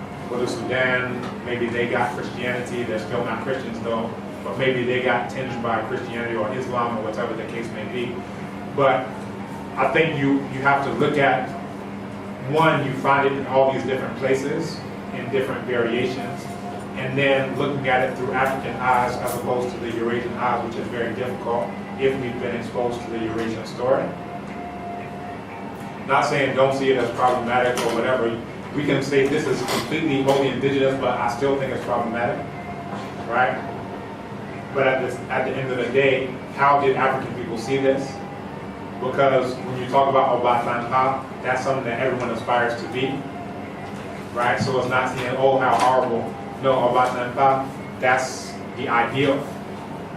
And sometimes Onyame is referred to on those same terms, the feminine aspect of the Supreme Being is referred to as Obatampa. So if this is the primordial and the prototypical example of Obatampa, is she now equivalent to Eve in the Eurasian thought? Has she brought about original sin? When again we find all these examples of human beings being divine. So I don't think it's a one-to-one correlation. But again, I think we should be critical of all these things, especially knowing that from our perspective now, we have been definitely, quote unquote, touched by the Eurasian worldview. All right, so let's continue. The Igbo version, Chukwu became fed up of every complaint and query taken to him or her and withdrew, making accessible through intermediaries, ancestors, and divinities. So in this case, it's not necessarily a woman who did it, but you found this exact same recurrent theme. At one point in time, everything was together, then everything blew apart. And it's seen as human beings were a part of this. All right? And again, once we look at this story of everything being so close together and then it all goes apart, think about that now in the context of the Dogon story, that everything was inside of this teeny tiny egg, this teeny tiny seed, and then it all blew apart. That these are closer parallels. Right? Again, separation of earth and sky, a split between visible and invisible worlds, aloofness and inaccessibility of the Supreme Being. And part of this as well is this idea of trying to reconnect with the Supreme Being. All right, so let's look at one point in time, we were all at Po, this teeny tiny seed. At that point in time, everything was all together. You can look at that pole as metaphorically like Noon. This is when everything was just in this teeny tiny everything is there. Boom, now we're no longer together. But we yearn to reconnect with everything that was together before. But now it's all in different spots. So I don't know if you have a big enough lasso that you can get that galaxy or the moon and just pull it here and say, all right, let me start bringing everything back together, right? So if you're not able to do that, how can you get back to a time that's similar to this time before? One transcendent method is through death. Now most people said they're not ready to go yet. Buying time. Buying time. So short of that, there are other ways that you can do this, right? Through diviners, right? So how can I connect with this larger everything? Well, through diviners. Now this is larger everything, not only throughout space, but what if I want to connect to a part of that everything from 1,000 years ago, right? And this is one concept, is this idea of transcendence. So we talk about transcendence of the Supreme Being, but you can look at African people, various inventions that we did were to transcend limitations. So let me give an example. We invented writing. The earliest example of writing, 3400 BCE. That's about 5,400 years ago or so, right? So if we didn't have writing, when we die, that's it. But we transcend time. And my thoughts, my ideas that I had 5,400 years ago, I can let you, 5,000 years down the line, access that. Another thing we invented was language, right? So as opposed to me just being stuck inside my body, now I can transcend space. So if I'm talking about how can I make something, all right, I don't know if y'all know this, but I have certain powers, right? And I'll demonstrate some for you. I need this to be aligned. So I can make this pin rise in the air without touching it. I won't do anything with it, but I can make it rise in it. Eric, can you just move it slightly?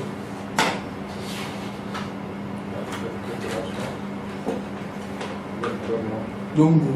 little more. Well, because it's living. She doesn't want to die. So I just did it. Yes. Did you see? Oh my God.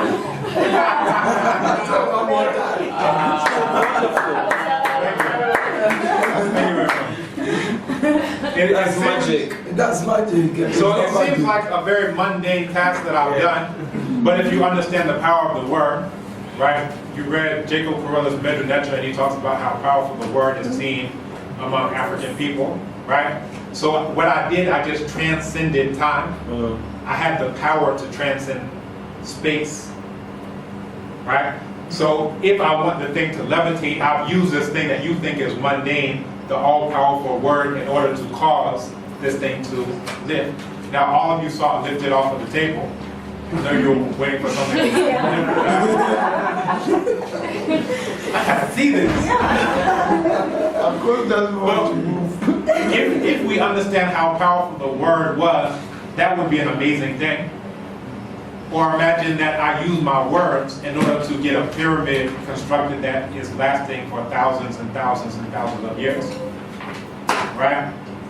So again, even though we just look at it as an everyday thing, what just transpired is something that from an African perspective is a very powerful, magical thing. Okay? So, again, we talked about separation of earth and sky, and so we were talking about different inventions. So we invented writing, that helps us transcend time. It also helps us transcend space. So if I'm in Ghana and I want to get a message to someone in Nigeria, I can write my thing down and I've transcended space. My limitation of where my body has to be, but now a part of me can go over there, or through my ring. In Medranetra, that's my name. So because I've become famous, people have heard of my name down in South Africa. So a part of me is in South Africa. My name is on the lips of people. I've transcended the space of where my single body is to now I have a part of me existing way down in South Africa. So transcending space, transcending time, and also transcending matter, right? And different ways that were attempted to do this was through mummification. So my physical body died, but we're going to preserve that. And it's going to be here, and you're going to be looking at it 5,000 years down the line, which you're still looking at 5,000 years down the line, right? So transcending also through statues. So people would carve the statue, and they would see that the statue itself has the ba of the person inside of it. Or you'll have a Shauti figure, these small carved figures that you find in front of funerary statues, monuments, things of that nature, right? And you find this all throughout the continent, carvings of ancestors. And what we're doing is we're transcending matter, because we know that the human being is made up of this visible element, also this invisible element. So I'm just going to put my invisible element inside of this for safekeeping. Right? You also find this in drums and drum text. Right? So if I'm just stuck here, I can't get a message a mile down the road. But if I have a drum, I got my message a mile down the road. And the thing that facilitates it more than anything else, if you look at, there's a map on the World Atlas of Language Structures, WALS.info. And if you look at tone, you'll find that most of the tonal languages are in Africa. And then you'll find some in Southern Asia, some in the Pacific Islands, and then just a few dots in the Americas, mainly Central America, places that Africans travel to. Now, the utility of tone is that it allows you to take advantage of technology in transcending space using the drum, right? So with if I have a language that's tonal, then all I have to do is, on my drum, now that message has gone over.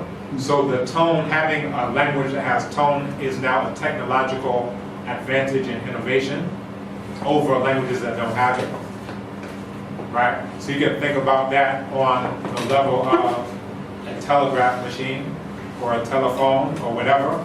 So thousands of years ago, every language that had tone was able to take advantage of this technology. Those that didn't have tone would be like, we better get us some tone so that we can survive and compete, because everyone is going ahead with this technology. They're communicating around us, but we don't know what's going on. Right?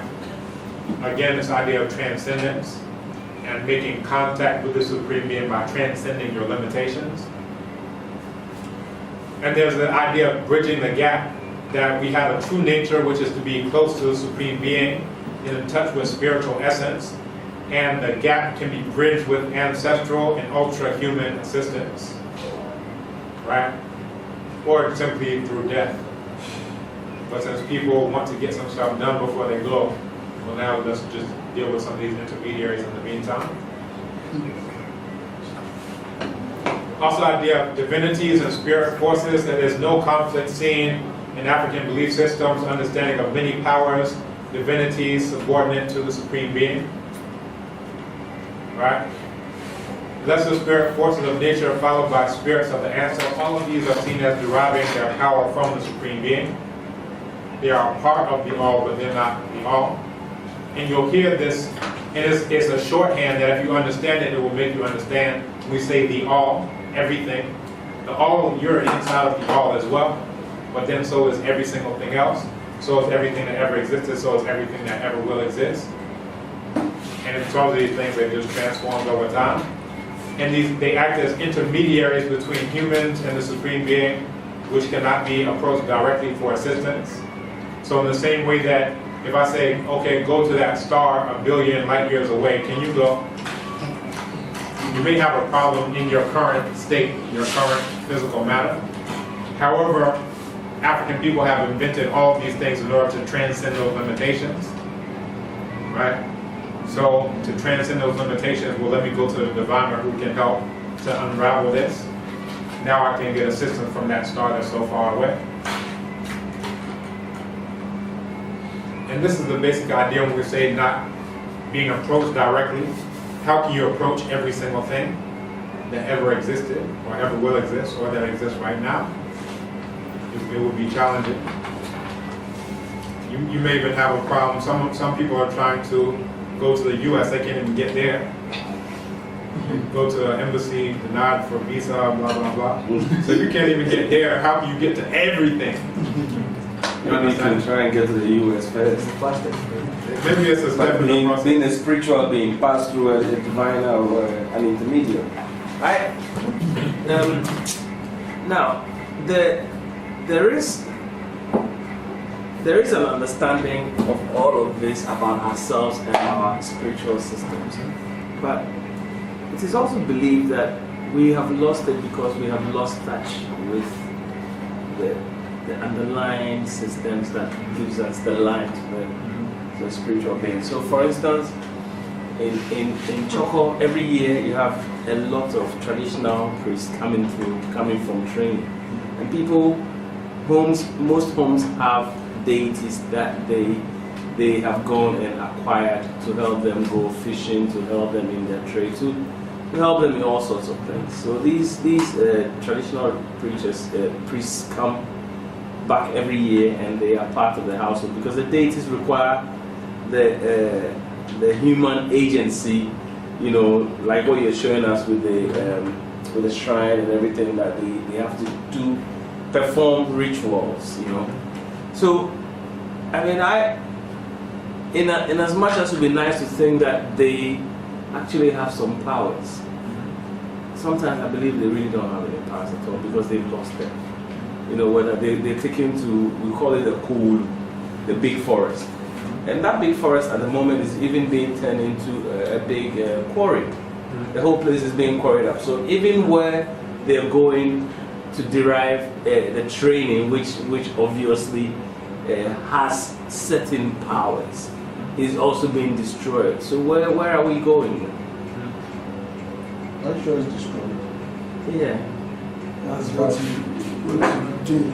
Yeah, I think this has come up before.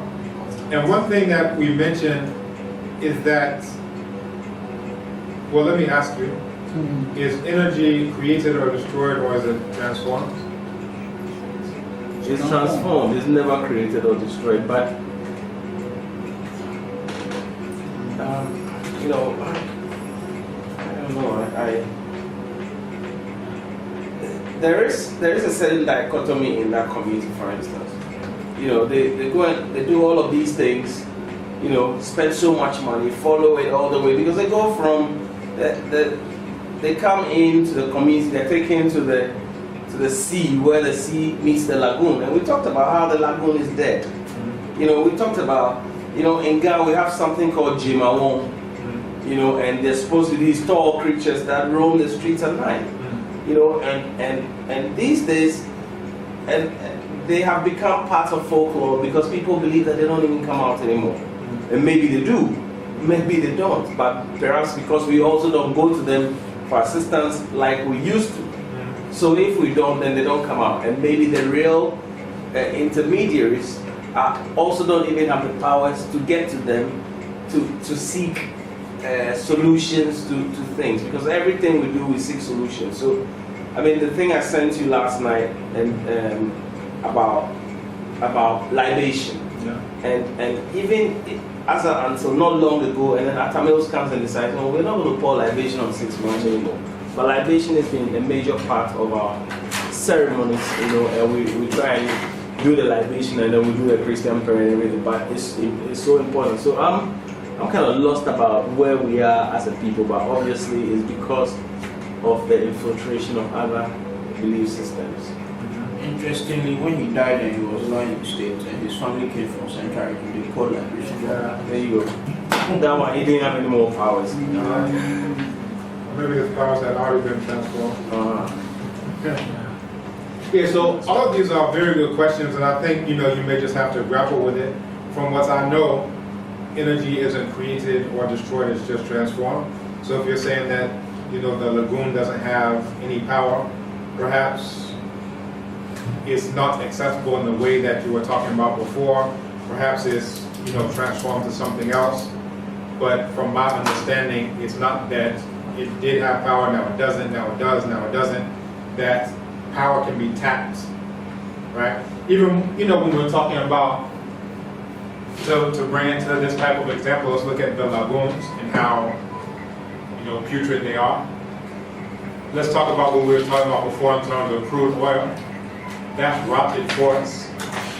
So you have a forest that was dredged, so all of this glacier has melted, and now there's no oxygen for this stuff to rot. It just transforms over time. It gets layered by land, whatever. It becomes this sludge. This sludge now becomes crude oil. All the sunlight that was trapped in that tree, that energy is still there, but it's just sludge. How do you unlock energy from something that's just sludge? The sludge, you can say, is worse condition than the lagoon is in, right? But because it still has all this energy in it that's been transformed, now you're transforming it oil, you're transforming it, then you're calling it petrol. So the power that's inherent in it, you can still unlock that power. Even something that's in a worse state than the lagoon.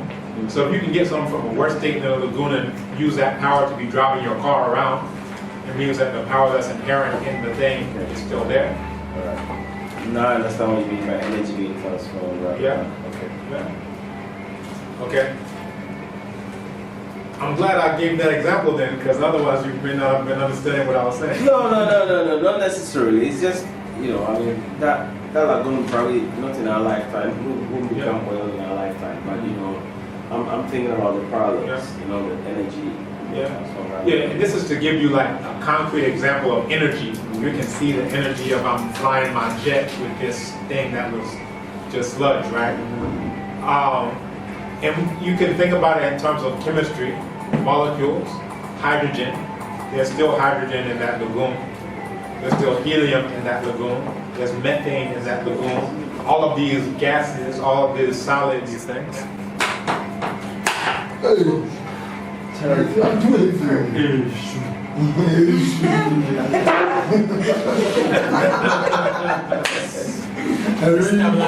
protagonist. Happy Jane. All right, so let's continue. We're getting close to the end. So powers to which humans may appeal for superhuman assistance, various functions in nature, divinities of rivers, moon, sky, earth, celestial bodies. And, you know, again, we can think about these things as, oh, it's just spooky talk. I don't think they really have power. But then when we start talking about chemistry, now we can see that there's power in the moon. What is that rock mass of the moon made out of? Right? You could make a bomb out of that thing if you arrange the molecules in the right way. Right? So there's energy in it that we tap. So our ancestors had their perspective on it and a way to tap that energy. Right? That rock is a thing that causes the entire ocean to rise, and then it causes the ocean to go down. It causes the water content of the leaves to go up. So you know to pluck these specific leaves only when it's a full moon, because the moon has sucked the water out of the ground and is now causing that leaf. You know these other leaves that need to be dry, you wait until there's no moon, and then you do that one. Yes, So when you're talking about power, these are perspectives of how are we going to unlock that power. Now Eurasians will say we unlock it in a lab and we make bombs from it. Africans say we unlock it through our interactions with the things that this thing is affecting. But it's all coming down to a recognition of this power source. But what do you want to do with the power? There's a proverb that goes something like, I think I shared it with some of the national service people. That's the bee has wisdom it uses to make honey. But the wasp has wisdom and it uses to sting. Right? So everything has wisdom, but it's deciding how am I going to use the wisdom. These things look very similar, but they're using their wisdom in different ways. Right? So I think we can understand that we're all working with the same slate, the same tools, but we're deciding to do different things with it. Are we going to live in harmony with it, in accordance with Ma'at? Or are we going to try to go against Amma, take the nerves out of the egg and do some GMO like we were talking about this morning? It's your choice. It doesn't make one necessarily better than the other, but there are different levels of truth. So it's true that, you know, there's power in everything, but then it's also true that some people can decide to take that power and destroy it to the best of their ability. But then on a larger scale, we can say, well, are they really destroying or are they just transforming things? Now again, we're saying transformation, but we don't necessarily want the transformation to occur. Just like how everybody was saying we don't want to die today. Right? So the transformation may ultimately lead to something different. And we, I think I sent this video out, Earth Underwater. Did I send that to you all? There's a documentary, about a 48-minute documentary. It's on the same thread that I already sent to you about the article that I sent to you. I just posted it as a reply to that one. It was a documentary called Earth Underwater. And I'll send you the link again so you can have it. But it's talking about the same thing that we've been talking about. One, reciprocity. When we do this to the Earth just reacts to it. It's like if I hit this and it's all over. It's not being mean to me. It's just reacting to what's been given, right? And it was talking about how within 15 years, the sea level is going to rise to the point that some places are going to have to be abandoned. Now we're talking about all these things. I was talking about Rio de Janeiro. All these port cities are going to have to be abandoned.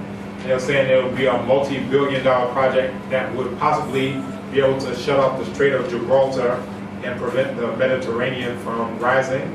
But then they would have to have some type of, and that's something that happens even naturally, that gap between Morocco and Spain, it closes and it opens.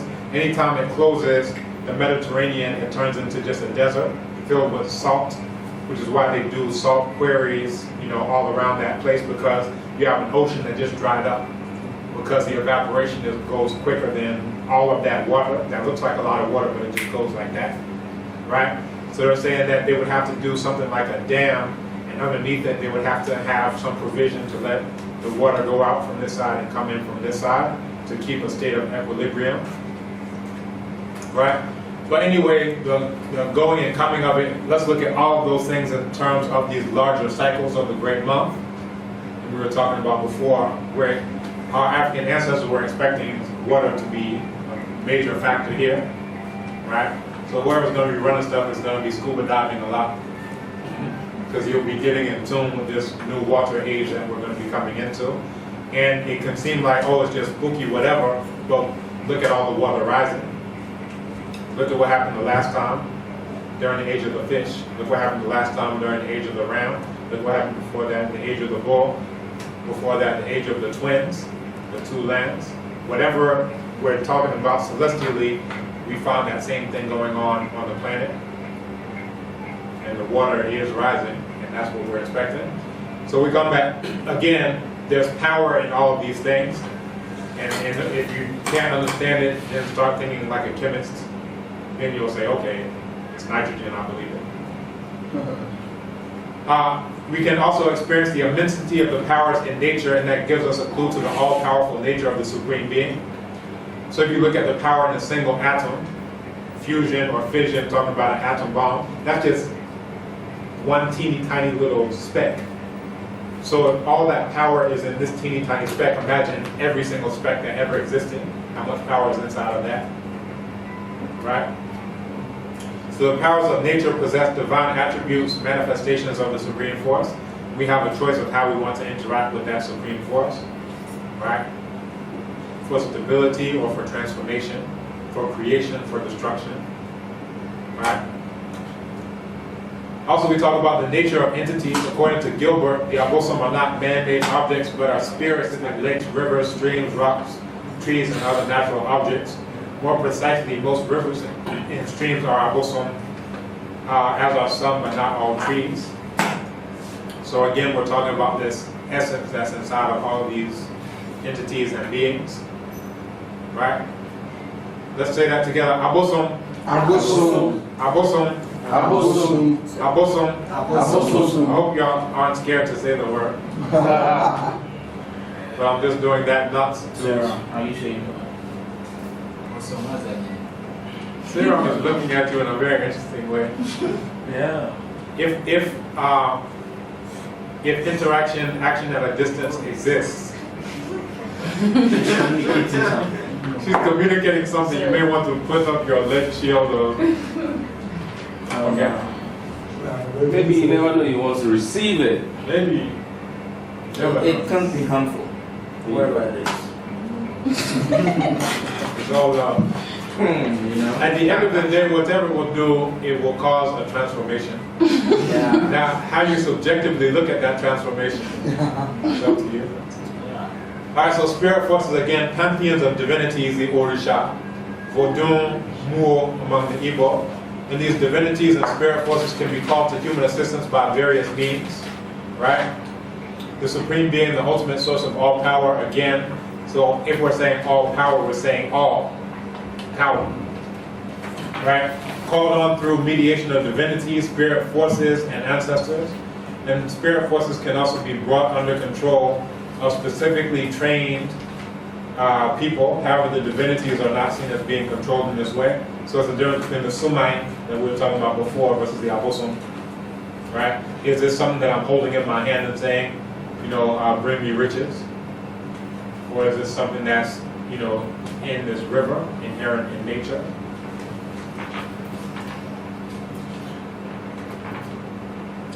Again, it's seen that these spirit forces can be used and abused, and power can be made to reside in objects used as charms, talismans, or potent medicines, right? According to many African societies, every object in nature possesses an inherent force, tapped with the assistance of ancestors or divinities. According to Metu, the Igbo conceive of Arusi as metaphysical forces created by Supreme Being and left in nature. When there are favorable conditions, they take abode in material objects and act through it. Right? I hope it's clear. And this is, so here, this is part of, we're using English, right? Spirit. If you look at the etymology of the word, it has a similar origin to words like perspire, respiration, transpire. The spire has to do with breathing, breath itself. A similar concept to home. So when we say spirit forces, where the word spirit itself is much more limiting than what is meant by some of these things. So sometimes if a Eurasian is talking about a thing and is saying, oh, you people were saying that it's a spirit force that causes the person to get sick, but what it actually is a germ. So as opposed to translating it into English as spirit, perhaps we should just say that which causes someone to be sick, right? Because we're both describing the exact same phenomenon. You all are calling it something with a Greek root and calling it bacteria, right? We're calling it something with an African root that doesn't translate to the word spirit or have breath or whatever inside of it. We're saying issue cause the person to be sick, right? So again, it would be much less, much less problematic if instead of them saying what y'all are saying is spirit, and just say we are describing what causes a person to be sick, you are describing what causes a person to be sick, and just leave it at that, as opposed to something that came up in the first class, this idea of the equal sign, and translating and saying this is an equal between this and this. Kra means soul means kra, finish. Because otherwise you take all this conceptual baggage of the English language and the word spirit, when you may not want to bring any of that there. What does issue have to be with this Eurasian concept of spire, spiral, spirus, or any of those type of thing? You understand? So again, we have to be very cognizant of the language that we use. So this is why me as Mr. Linguist is here, so that we will be cognizant of these things. What does the root of the word mean? Okay, we continue. Incarnation. So now I'm thinking etymologically, carne, having something to do, when you talk about carne, we're talking about the body, meat, right? Anyway, since we're speaking English for some reason, the process of incarnation, they acquire varying degrees of power and consciousness. So this entity that was outside of you is now being manifested inside of you, right, as a medium. And it's an interesting parallel, right? So if we want to access the Supreme Being, we can do that through Inframa or through any of these other divinities. So now this aspect of the Supreme Being wants to access the human community. It does that through a medium. I hope you understand this is complementarity, this is reciprocity. So if we want to get to something bigger, we go through a medium. They want to get to something smaller, they go through a medium. Right? Something to consider. And really what comes up from that is the idea of Obidandi. One transforms or depends on another. Right? And that comes back, you're asking this idea of complementarity. That's one way that it can also be expressed, that one depends upon another. One depends upon another. That in metallurgy, right? So you would have two different metals. And if you have like a metal like gold and then you mix silver in, you would call that Obidandi. So now both of those parts form a part of this complete now whole. Electrum is like that, certain metals are like that, bronze, when you mix two different things to get another thing. Right? And that's essentially what we're talking about here. Okay. The Dibia or diviner who discovered the Arusi bound themselves to service and become owners of the Arusi. And I was reading this text I mentioned before, Akom Hon, which is conversation about Akom. And one thing that was talked about is how a new Obosom came to be understood. So there was a hunter who was going hunting. He wasn't successful. He got a tortoise and decided to bring the tortoise home to just make soup with that. It's not a successful hunt, right? But inside of the tortoise shell, there was found a tufa, which is amulets. So like an amulet, it's like a medicine cone. So if you're making medicine, you crush the medicine, you do everything, now you make it into something like the shape of this top here, right? And it looks like that. And it can be used just for something simple as curing something. I'm taking it like a pill, quote unquote, or it can have other associated powers beyond just physiological. So they found the Dufa inside of it. They're like, oh wow, there's something to this tumulum, right? There's some power inside of it.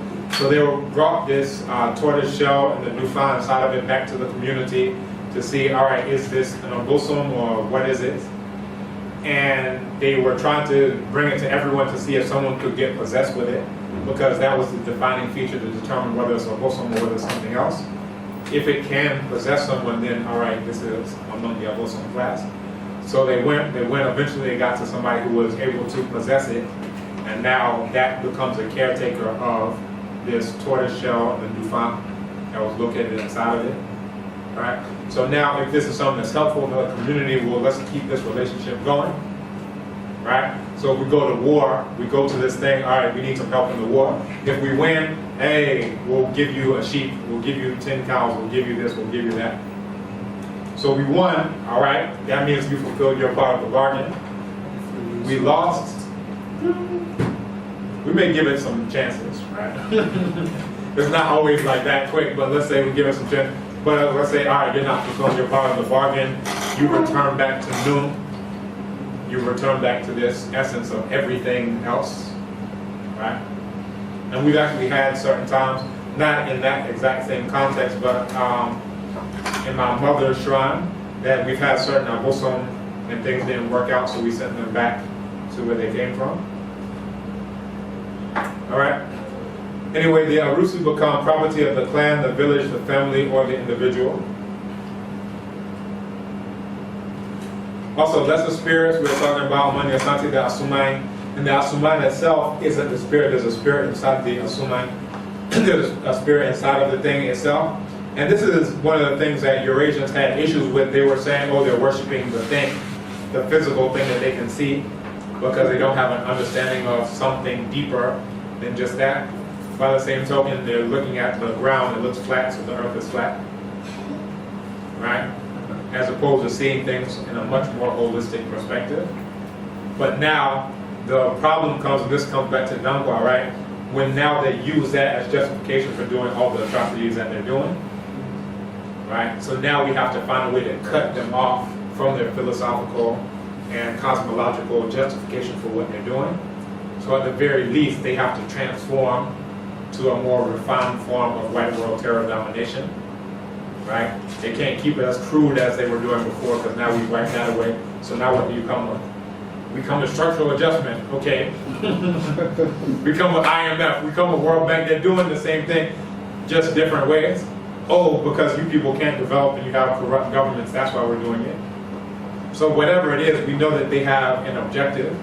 Now they're just coming up with rationalizations, justification for doing what they wanted to do anyway. So for us, all right, well now we have Thomas Sankara, he's uncorruptible. He changes the country's name to a land of the incorruptible people. Even at the coup, you find he has nothing but like a bicycle, a guitar, a broken refrigerator. So what? All right, so now you can't say we're doing it because he's corrupt, but we're just doing it because we want to do it, because we don't want to. Basically, because we can. And anywhere we can do something, we will do something. The only reason why we won't do it is because we haven't found the means to do it yet.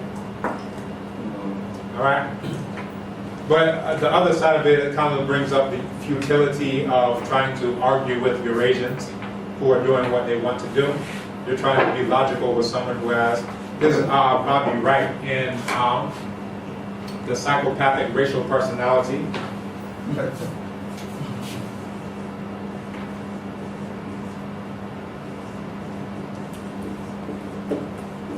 This is an article you can look at.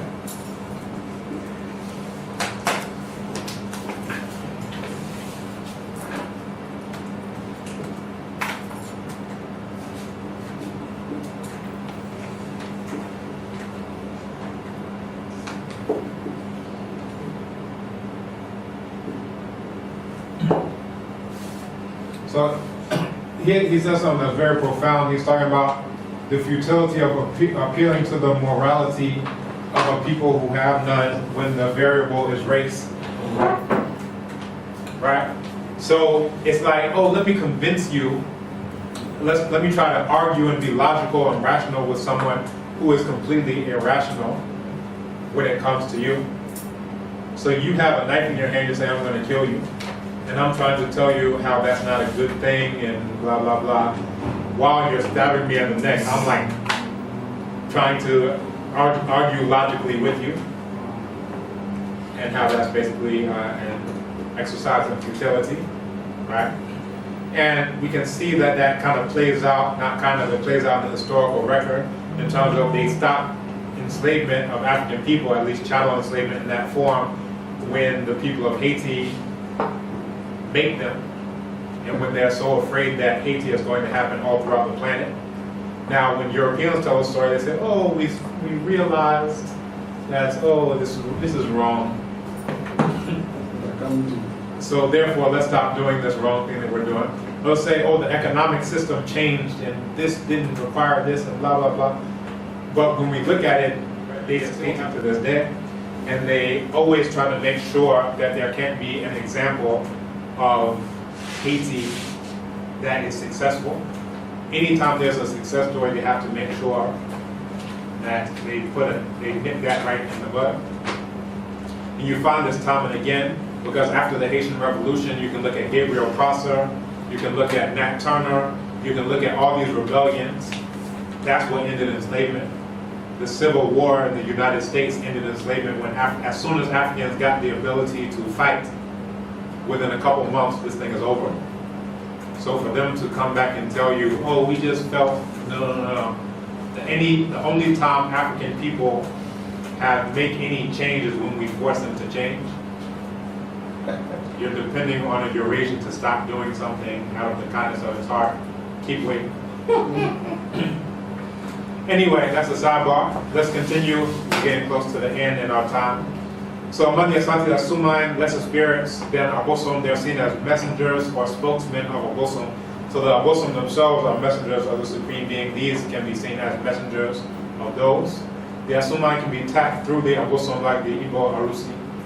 Asuman can be protective or destructive, or used to make someone disappear, Yiradru, absorb bullets, Atudru, and so forth and so on.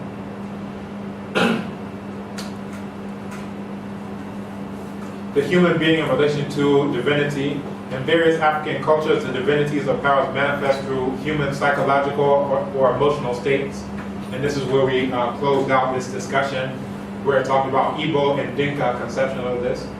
And it relates to the story I told you all earlier about my own case of, all right, if I'm having these problems, it's not, oh, let's just pump the guy full of drugs and keep him on drugs for the rest of his life. Now, the drug companies would like that, which is why they do this DSM-4, DSM-5, where they're just making up stuff. Okay, you're sitting, leaning forward. That is a psychological disorder. Let me prescribe this to you. Oh, you're leaning backwards? That's a psychological disorder. Let me prescribe this for you. Put you in, call it ADHD alphabet soup, just give you all types of stuff. Nobody will know what to call it anymore. And at the end of the day, what comes up, but I'm enriched. The more diseases I come up with, the richer my pharmaceutical supporters get. So you see the psychiatric, especially, psychology to some degree, because some of them just go along with some of those diagnoses as well, but mainly psychiatry, because that's the one that's really big on the drugs, and the pharmaceuticals are in bed together. Come up with different diseases, we'll come up with different cures for them. So I create the disease, and then I rent you a cure for the symptoms. Here's the disease, I give it to you. Here's the cure. Here's more disease, here's more cure. More disease, more cure. So they've taken the Dikenga and really perverted it through a vicious cycle, right? So not always are these things good, quote unquote. So in various African cultures, the divinities and powers manifest through human, psychological, or emotional states. Prolonged illness, psychic distress can be explained by possession, by power or divinity. So again, these are different perspectives. For Eurasian, they're saying, oh, you have something wrong with you. For an African, they're looking at the exact same thing and saying there's something that has affected you. We're both going to treat it. At the end, let's say the Eurasian, which is rare, that you get better, because that's not what's supposed to happen. You're supposed to stay on the drugs forever. But let's say, hypothetically, you get better. So let's say from my African perspective, I'm treating you, and from that, you get better. So for the Eurasian, they're saying, oh, they're dealing with spirit stuff. Now, for an African, we need to say, we're dealing with what caused this person to fall ill, and we dealt with it, and now the person is fine. For the Eurasian, they're saying, we're dealing with the symptoms, we're suppressing the symptoms, now the person is fine. Right? So what they attempt to do, and this is the problem, we allow them to define the thing for ourselves. You remember our definition of power? I think we mentioned it here. Our Wade Nobles. Power is the ability to define reality, to make others respond to it as simple as that. Exactly. I hope you heard that. No, we didn't. And I Really want that. Power is the ability to define reality and to make others respond to it as if it was their own definition. Exactly. So this is what we have going on. So we have successfully treated what caused that person to fall ill. But Eurasian said, oh, you were dealing with spirit, juju, blah, blah, blah, blah, blah, blah, blah. The more definition that they get, they can say whatever they say, but the problem occurs when we accept their definition of the thing. And now, as opposed to doing what was successful, we stop doing that, and now we have to do what? We have to go to them to get drugs. You can see how it's in their best interest to keep telling us everything they're telling us. Because now we become dependent on them, now we have to follow their path. Now there's a proverb that I had my daughter write a paragraph on, and it was, what they see a new chichire na anye ufato hua na chichire. I mean, what they see a new chichire na anye ufato hua chichire. So this is if you try to put things forward facing each other and you try to tie them up and it doesn't work. It doesn't work. Put them side by side and try it. Basically what I was trying to get her to understand, and it was in relation to a math lesson, is that if you're trying to solve it using this method and it's not working, there's nothing that tells you that's the only method that you can use to solve it. It's like we're in the institute and that door is locked. Just go out the other door. It's locked though, but sometimes we lose right? So basically there's not only one single way to deal with it. So they're dealing with it from their perspective, but there's a different perspective that we can use. So let's continue. Prolonged illness, psychic distress, explained by possession, by power of divinity, and the guilt of the person can also be seen as being projected onto the divinity outside the person. Amongst the Igbo, psychological disturbance is associated with possession by Agu. And when the person, they would ask you, Agu or not by Gi? Are you seized by Agu? It would be the equivalent of saying, have you gone mad? Right? So it's seen as the divinity. Right? And they would treat you at the end of this possession, you're fine. Right?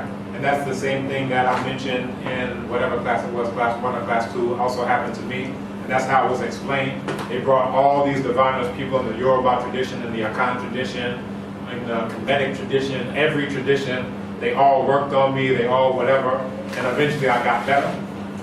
Now, if that was in a psychiatric hospital, I'd be in the psychiatric hospital today, drooling,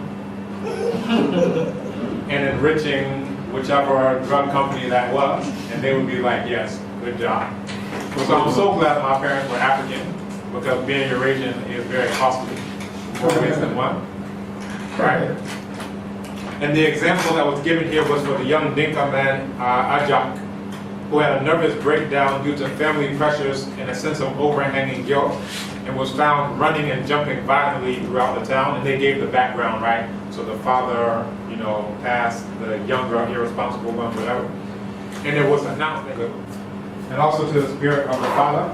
So they've done all these sacrifices, and after this, Ajak returns to being his normal self.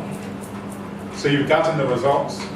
Now a Eurasian will tell you did some juju, you did some demonic, blah, blah, blah, blah, blah. we did things in our African way and we got the results, which shows you that that way works. Now, the thing is, for people, especially African people in Eurasian countries, they will tell us that the stuff just doesn't work, right? It's just hocus pocus, snake oil, blah, blah, blah. They can't tell you that here because you're coming from traditions where you've seen people who've been healed from this. So, as opposed to, and this is again an example of the same thing, if they can't tell you that it doesn't work, they'll just tell you, okay, it works, but it's demonic. But whatever we need to do to get you to stop doing your thing, and now you have to come through us, monotheism, I am the way, the truth, and the light. And only through me can you be saved. So whether it's a pharmaceutical company, whether it's a European schooling system, let me not call it educational system, whatever it is, now you have to go through them in order to do it. Whereas before, you could do all these things yourself, right? So the Ajak experience was interpreted in a symbolic way in terms of the presence of a divinity. So now let's say amongst Eurasians, they say, oh, the problem was that there was too much testosterone, or there was too much, whatever, progesterone, whatever, there's too much of this chemical inside of the person, right?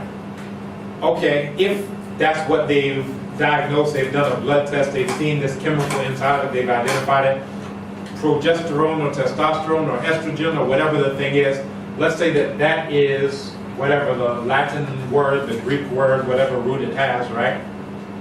Let's say what they are saying is just the Greek word for what we're calling it, the name of the divinity, right? Just to, I hope you're following what I'm saying. like aqua could be a certain Aqua is chemical water. in the body, Right. which when it surpasses its Yeah. original, its actual amount, it begins to disturb it. Exactly. So, for example, the spirit of femininity amongst the Yoruba is called Oshun. So you could say, oh, well, what Europeans call Oshun is estrogen. Right? So we're both observing the same thing. We're both able to deal with it, we're able to handle it. They just insist on calling it in a Latin name or a Greek name. Or Ogum. You could say, okay, Europeans call Ogum testosterone. Right? That's just, they insist on calling it by a Latin name. We already know everything about it, how it works, how to deal with it. When there's too much, what it causes, the imbalance, we know everything about it. But they're saying, but you must call it in Latin. Right? So when you define it, when you define the word, and you have a lot on it, now you have to go to the person who owns that definition for them to explain it to you. And you have to take that definition as your own and erase your own. So this is how you get to a point where you're talking about Onyame and you have to say he. Because you've taken their definition of what a supreme being is, you've accepted it as your own, to the point where we're talking about downstairs that Ma'u. You have people who are Ewe who don't even know that Ma'u is a feminine aspect because they've been so bombarded with the Eurasian thought that Ma'u is the name for he. And Eurasians obviously didn't look into it because they would have chosen Lisa, but they were just like, all right, let's just cut off, let's just say the first one that's there, and the last one is the last name. Ma'u's last name is Lisa. Strangely, I'm Dangbe, and you know the Dangbes are Yeah? neighbors to the Ewe. Yeah? So Mao is also God in my language, but I don't think they even know this source. So they refer to him through the Eurasian pollution as heat. Even you just said they refer to him. They refer to him, not me. They refer to him. You know? Imagine what they are doing. They are so infected. They are so infected. It's an infection. Like Everyone except for me has been infected with the Yoruba virus. Yeah, it's an infection. All right, You need to get it out. so let's continue. We're on the last two slides. So again, Ajak experience is interpreted in a symbolic way, the presence of divinity or power, rather than implying that he became insane, right? So we can explain it, we can deal with it, we can treat it all through our worldview, and it works. And they dare not tell you that it doesn't work because you already have enough empirical evidence to show that it works. But over there, if we're not seeing it, then they just tell us, oh, it's just mumbo jumbo. which has an interesting etymology itself, but we'll come back. Condition not attributed to him, Ajak, but to an external power possessing him for its own purpose. Right? The Dinka interpretation not in conflict with the Western diagnosis. We're all looking at the exact same thing that's going on here, right? Family pressures would be seen as playing a part in Ajak's condition. So a psychologist, if they're a holistic psychologist, would try to find out, well, what's going on with you. And this is why the Association of Black Psychologists, especially which my mother was a president of, there's a group inside that really deals a lot with African spirituality. That was her entree into becoming a traditional priestess, because of the idea that we can't just say, all right, here's a child who's not sitting down, therefore there's a problem with the child. What's going on in the child's household? Should the child even be locked in a box 24 hours a day? Shouldn't that child be running around as humans have been doing for the last couple million years, as opposed to Eurasian schooling? This is the paradigm, and it's correct. Right, so we have to even question that paradigm from its very core of too much schooling, too little education. Anyway, it would be seen that these family pressures and everything else played a part in Ajak's condition, and it does not deny the perception of Ajak's internal pressures as spiritual forces at work. Right? And then this brings up the question that we broached before: are internal chemical reactions coterminous with the names of specific spirits? So estrogen, could that be Oshun? Testosterone, could it be Ogun? And if so, who says that we have to use Greek terms or Latin terms to describe this thing that we've known for the past few thousand upon thousand years, and we know everything about it? All right? Also, understanding psychological disturbance, the divinities serve the purpose, we have one more slide after this, serve the purpose of imaging human experience. Divinities were real and immediate for the Dinka people, right? And it's seen that no event is an accident in the Eurasian understanding of an accident, but some form of intelligence, spirit, or will at work. And this is when we understand that there is this essence inside of everything that permeates everything, right? Now, if you can't understand that, just understand in terms of, all right, there's hydrogen in it. Then you say, okay, as long as you use a Greek or Roman Latin term for it. But all of these things, even we think of them, even though they're scientific and or mystical terms. When hydrogen, does anyone know what hydrogen means? Hydrogen. So atomic number of 1 is what we're talking about. So proton 1, electron 1, balanced charge. Hydrogen, the word itself, right? Hydro, water, generating, something that generates water. So you'll think about it like, oh, it's such a deep, abstract, scientific term, but the word is something that's the same as saying Amusu, which is one of them running for Anyami, the giver of rain, Amusu. Helium just comes from the word helios, which means the sun, right? And there's helium in the sun, indeed, right? So all they're just saying is sun, and it's like saying another running for the supreme being, Amuria, the giver of the sun. So why do we have to take a Latin term? Why do we have to take a Greek term? Can't we just use indigenous terms and say anytime we want to refer to this thing called hydrogen, we're going to call it Amusu? Anytime we want to talk about this element called helium, we're going to call it Amuria, and so forth and so on. So atomic number 1, atomic number 2, atomic number 3, so forth and so on. Just look at what these words mean. You'll find that these are just very simple, almost cave beast grunts that don't mean anything deep at all. But they'll put it in front of you with smoke and mirrors like, oh, you can't understand this. And you have words for the exact same thing that word is saying. Right? I hope you understand. So this will free you to understand science in African languages as well. That all of this scientific terminology, they obfuscate. They make it opaque to you so you can't see what's behind it and make you think it's so difficult, but it's just very simple concepts. Anyway, the entire African universe is alive, therefore nothing occurs except as a result of some form of living force. And to the same degree that we can talk about the electrical charges in things as a living force, as we can talk about electrons neutrons, protons, neutrinos, all of those things are seen as having force, and everything is made up of nothing but those things, right? So again, they've taken what you've been saying for thousands of years, they serve it to you in Greek and Latin, and now you have no idea what to do with yourself. But you're observing the same thing that you already know how to deal everything with it. But now, when they become the sole source for that term, now you have to go through them to understand anything about it. Now you can't cure Ajak anymore. You have to go to them and get their drugs. And this is the last slide, just as I said. You're wondering when is the actual last slide? This is it. After that, I also have questions like the way you asked for number. Okay. 10. All 10 in one. I was doing a community service with that. I said I don't want people to use their voice too much and get sore throats, so let me just ask for So this is mystical causation, and again we're talking about this same things.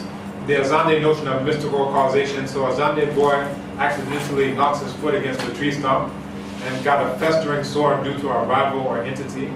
So that's how the person saw it, that, oh, there must have been a thing. And this comes back to like the Yoruba concept of ori. Remember the root verb of ori is ri, to see, right?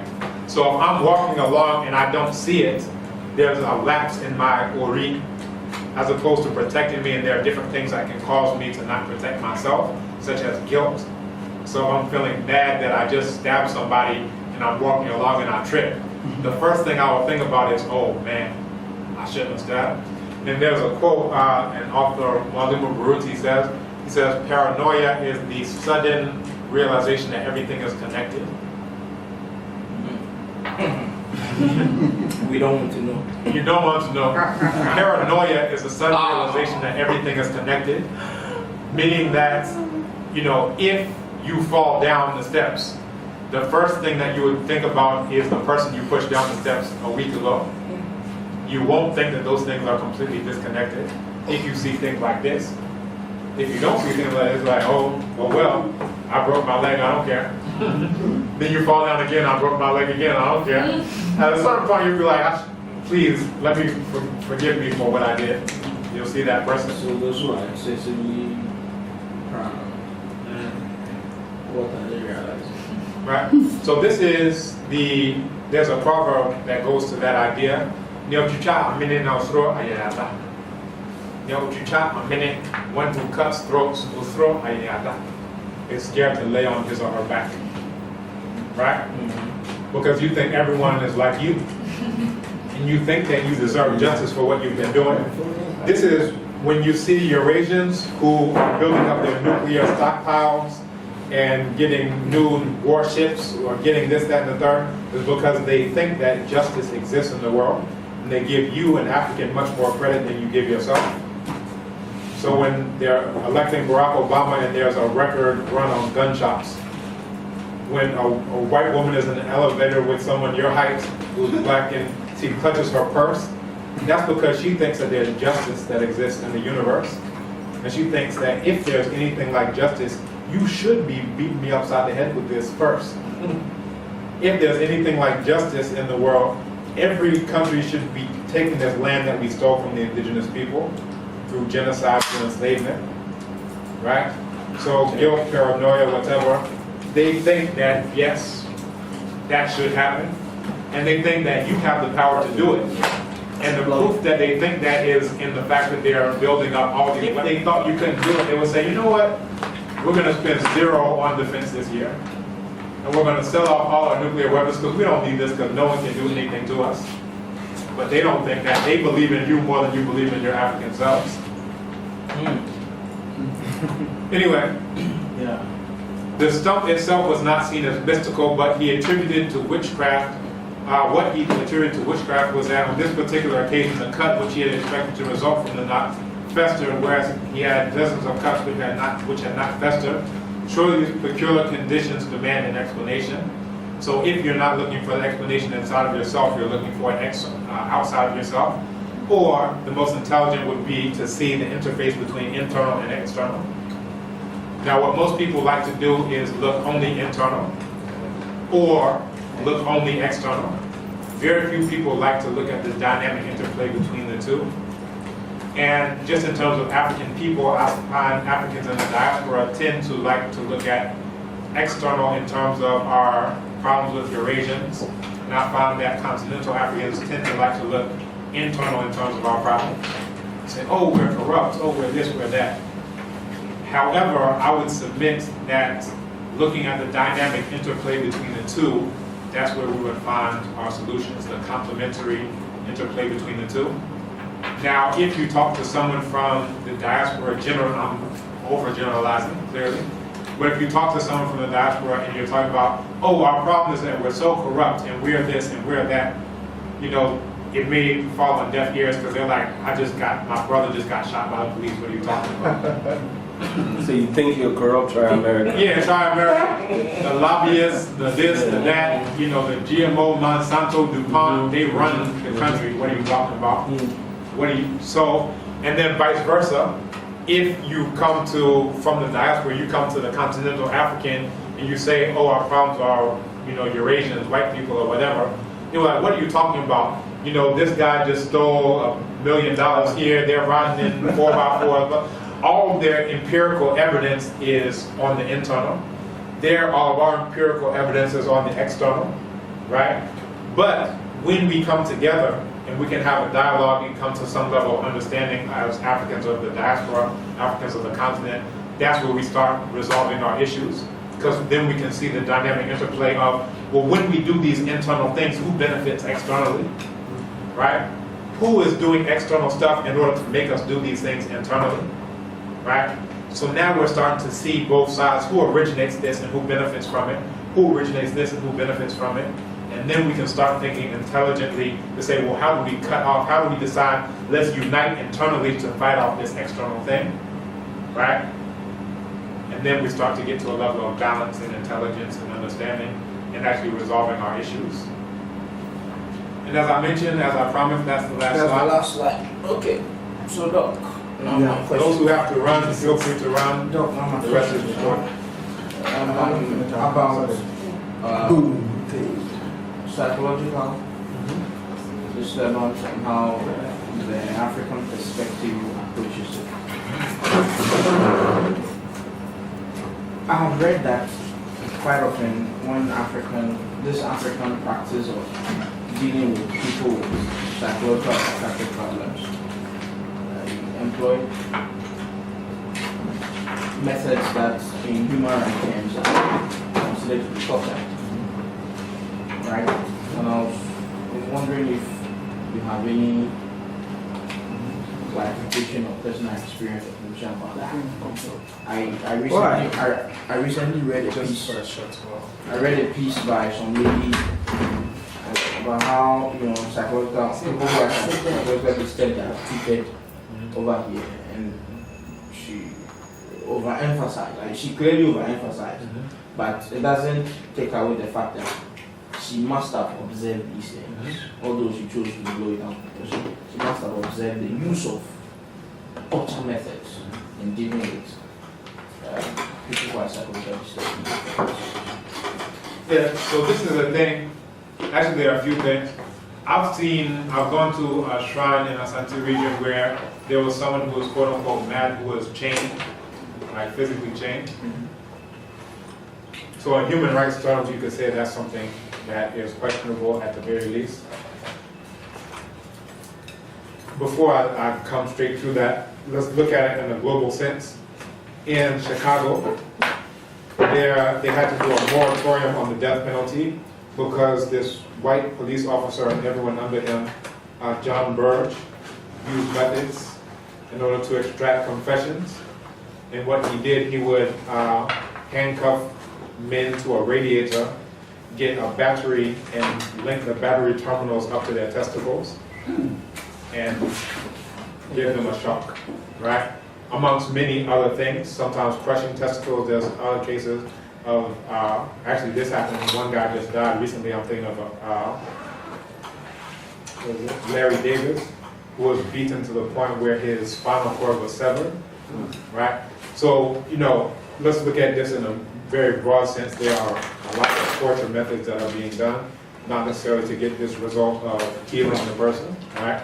Now let's come directly to this. Let's say that that's something that's wholly indigenous, which I would say is questionable. So I went for the specific shrine that I was at. They were using shackles that weren't made by African people. That's one. Even the shrine context, there are so much things, this thing is made of concrete. This thing has aluminum sheets on top of it. You're coming there with your straps and your this and your that.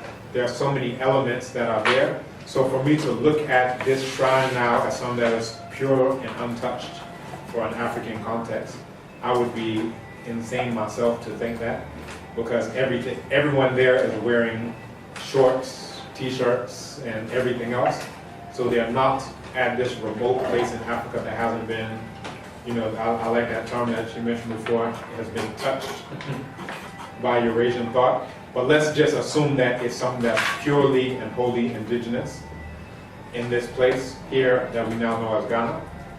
What I would say, we should be very critical of that place and whether or not that's something that's useful for African people. So your first question is, does that originate with African people? Second question, does that benefit African people? If so, in what way, shape, or form? If it's detrimental, in what way, shape, and form? Right? So let's say it's wholly indigenous. Then you may want to start looking at healing in Kenya. Then you may start looking at healing in the Congo, healing amongst Africans in Brazil, in Cuba, in the US, in the UK, in the Pacific Islands, to try to find something that is not detrimental to African people. So let's say we do this, it's wholly indigenous, and it's detrimental, so what do? We found something African that isn't detrimental. That's one, if it's wholly indigenous. First, I wouldn't think that it's wholly indigenous, right? And then, reading text from the 1800s or whatever, there are lots of cases that talk about the process by which people are healed. Even this Nkomo Ball that I was talking about before, the guy details how I cured this person, how I cured that person.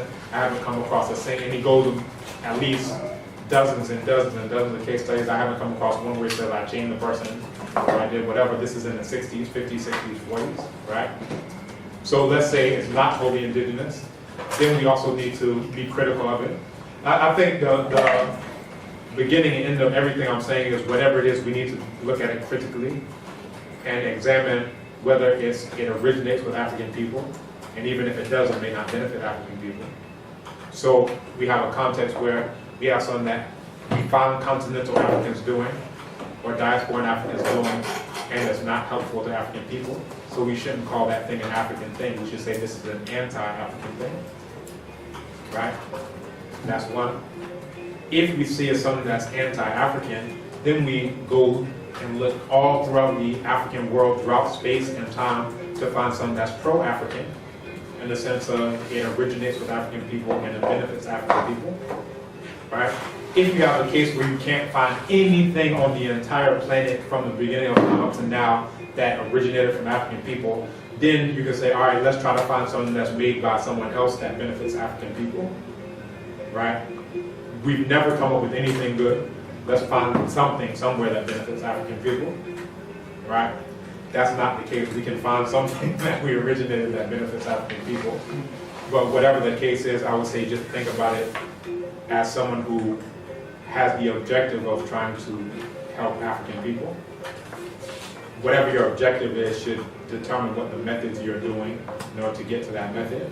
Now the people at that shrine in Kumasi, I'm sure they've never been to the Congo forest and see how the Bayaka people heal with song that we're listening to right now. I'm positive, or went to the Bakongo people or read the book Self-Healing Power and Therapy, much less gone there and spoke to people. Oh, let's discuss best practices. Let's have a conference where we all come together as traditional healers throughout the continent and discuss best practices. And the people of Congo say, yes, we don't do it that way. The healing is internal, self-healing power. You can pull it out of the person in other ways. And even if they are dangerous to other people, there are ways to deal with them that don't deal with imprisonment of them. You understand? Yeah. I Professor gave a book. shock doctrine, the rise of the social capitalism, which was much later after I read this. And I was reading about a chap called, a psychiatrist called Ewing Kama, and how he developed methods of healing his patients. He was a psychiatrist, which involved mostly electroshock therapy. And I was like, of course, this, and his research was being funded by the CIA in Canada. And this methods eventually found its way into the CIA manual of extracting information from, what do you call them, suspects or something like that. And I was like, but why don't we get to hear about your side? You are clearly employing torture, in addressing your psychiatric issues. Why don't you hear about your side when you are not hearing about this other side? Yeah, good question. They won't answer that question. No, not at all. They won't even see it. In fact, they will delete it the moment it comes up. This is the proverb that I was telling you about. So, some of the assignments that we work on are for her to write out the proverb and then talk about what the proverb means and then the context. This is Mahat, right? The propriety, the context in which she would cite that proverb. So she said, I believe I said to the say, who they find Bakuya Bibina Ayi, now Ufa Quine Fufurusuna Ayi, Ebiana, who person with the Abacha Kubi, na Ayi, now the second Chana Ayi, Ebusa be Embra Ye Bibia Ayi and also. Yeah, before from so that's correct. If you don't try, if you don't succeed. The same thing as that knowledge you're trying to build the markets. Yeah, that's exactly it. This is the proverb. That's what I was referring to this assignment. So if we have this proverb saying if this doesn't work, perhaps this will work. Then we could say this is coming back to your question here. So we're talking about treating the sick or the quote unquote insane or the whoever. All right, if this method of locking them up isn't the best practice, what are they doing in Senegal? What are they doing in Mali? Even if they're not doing, what were they doing in Mali 600 years ago? Oh, that's a best practice. Let's implement that here in Ghana. Right? We're looking at something in an African context made by and for African people, for the benefit of African people. You'll find most of the things that we came up with, we're not coming up with things saying, oh, I want to make my descendants suffer, because you understand that you are your own descendant. You're doing things for the ultimate goal of making sure that the society is stable, that you will be able to survive, blah, blah, blah. Everything that we're creating, it may go awry, and then we end up having some detriment to it. But you have to think about things that we're creating for our benefit. Right? Now I'm about paranoia. So one time I told this lady that she's giving me suggestive smiles. It was a joke. That the way I go to the pussy all the time. I'm leaving right now. I hope you don't have paranoia. Before you go, next week we have our written examination. So these have been the quizzes. We will split the time, so we'll touch on earth and land and African thought and practice, and then the other split will be for the written examination. And the written examination will be comprehensive. It will cover everything we've dealt with up to this point in time.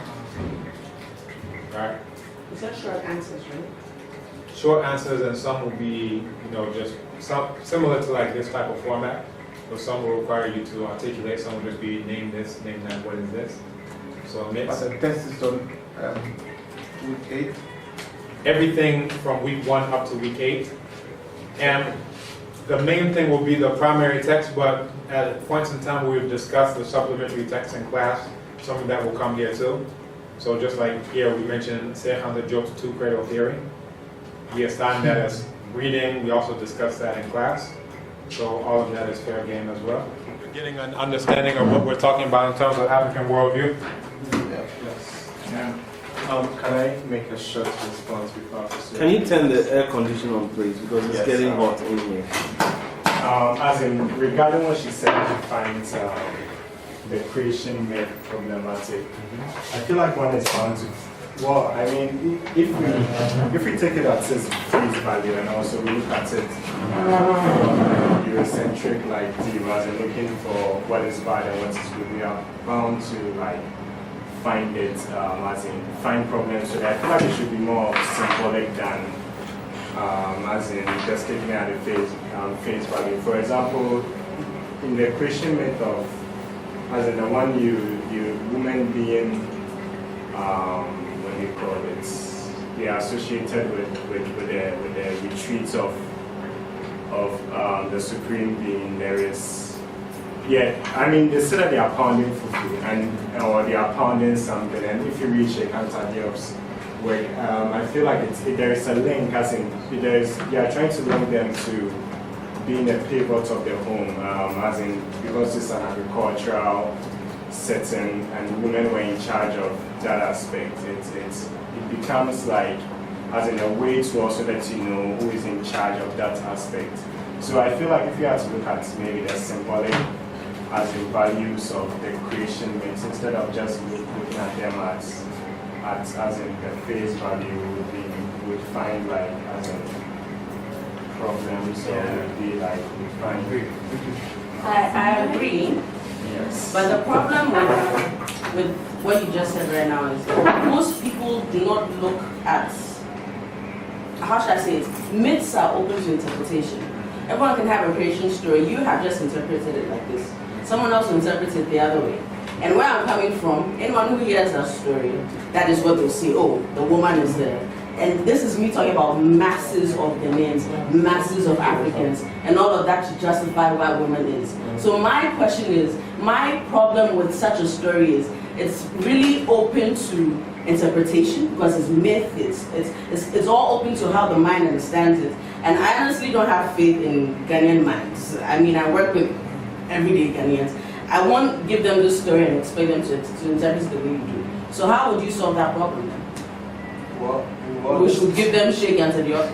They won't read it. Yeah, but So that's my problem. Don't you think, let me come in very quickly, that I think there's a very big problem in terms of trying to, just like you say, like if you give this story to everyday Ghanaians in this day and age, everyone has this European understanding. They've all read the Bible in G or in whatever, you know, nothing but the masses as you're talking about.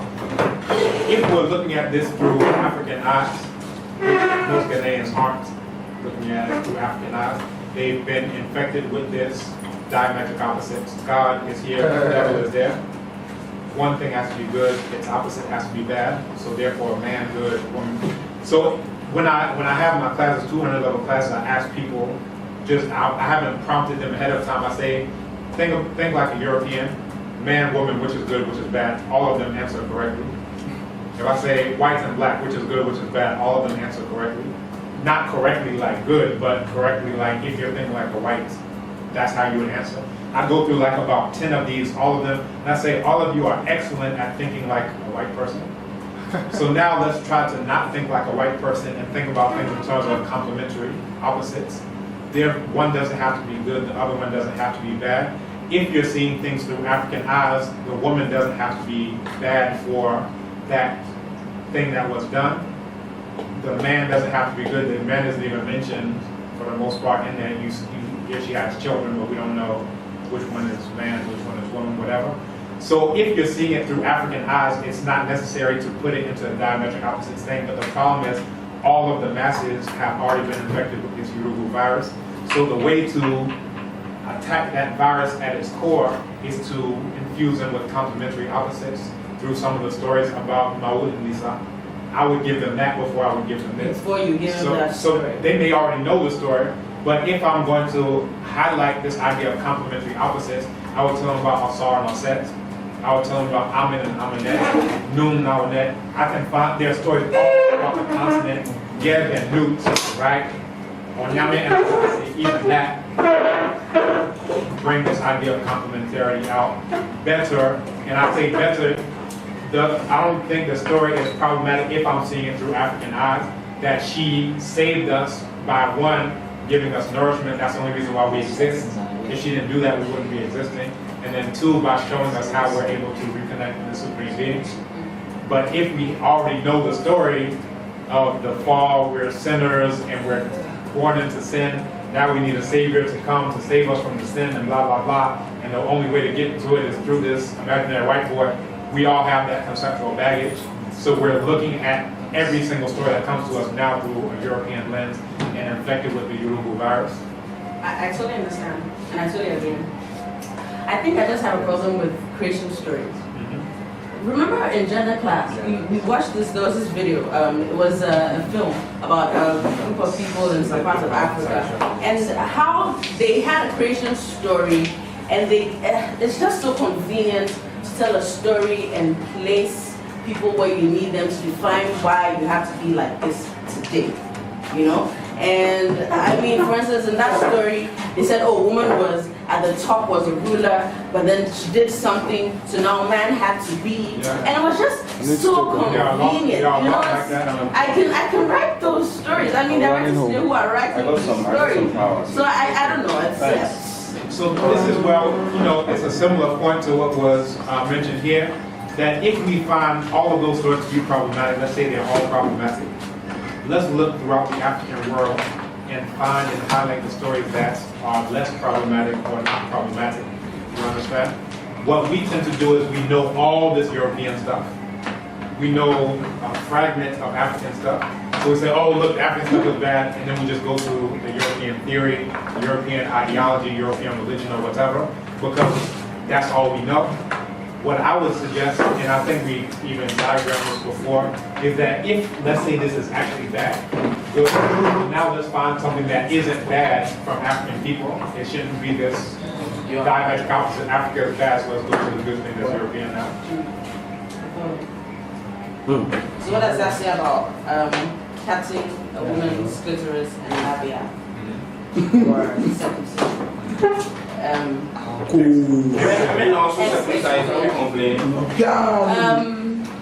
Clitoris and labia. I repeat, clitoris.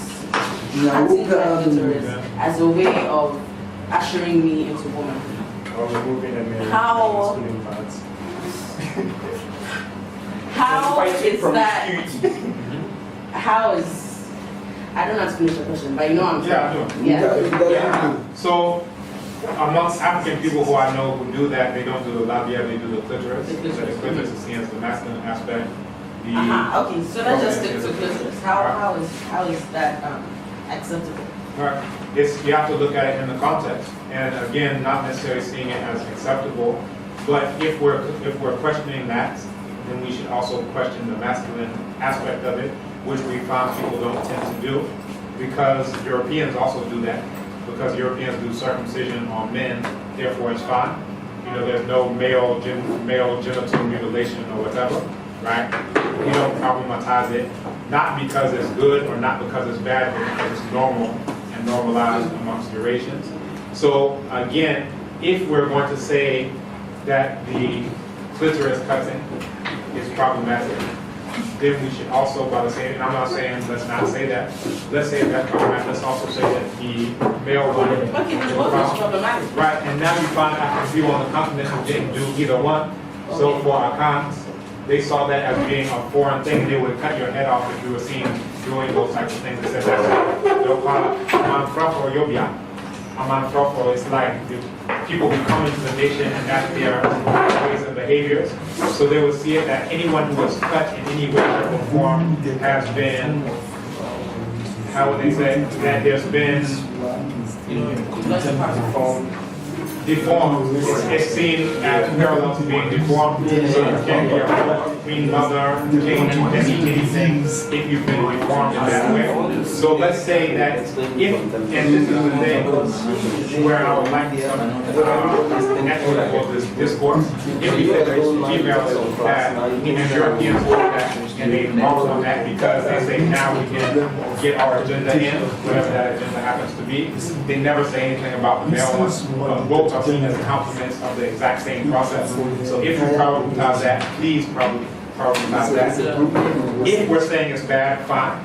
Let's throw that to the side. Now let's find people who don't do either one, which you can find. So again, if we're talking about African, the problem again comes when we only know European stuff, and we know only this ethnic group where I come from, right? I know Europeans also do not, men, they find us cutting men's the foreskin barbaric today. They do it at birth. But my cousin, Ghanaian, who's married to a white woman, kid, he doesn't want to circumcise his son. Because the same as Because for him it's like, but all our family as wants him to cut. what do you call it? That means you become more European than even the Europeans. There's even a new group, intactivists. They don't allow their white group people join intactivists. They don't touch any child's foreskin unless the person and he decide that. Seen as cruelty. But honestly, Seen as cruelty. So talking about the male, female, foreskin and the clitoris. Charlie, the clitoris is like the whole Well, have you ever had your purely sexual, have you ever had your functional. have you seen some before? been circumcised? Have you seen Have some you have before? your dick But circumcised? Have you seen some What are you before? talking about foreskin? When- Have you have you had seen your foreskin?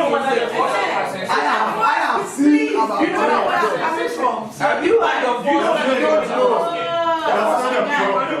Have you seen it before? You know what I mean? Like that. Have you seen face to face? It doesn't compare to the sensation. How do you know? Have you seen it before? Yes, I'm saying Have you seen it? So now it's about degrees of You have not seen it. Because have you experienced it? Yeah, it is.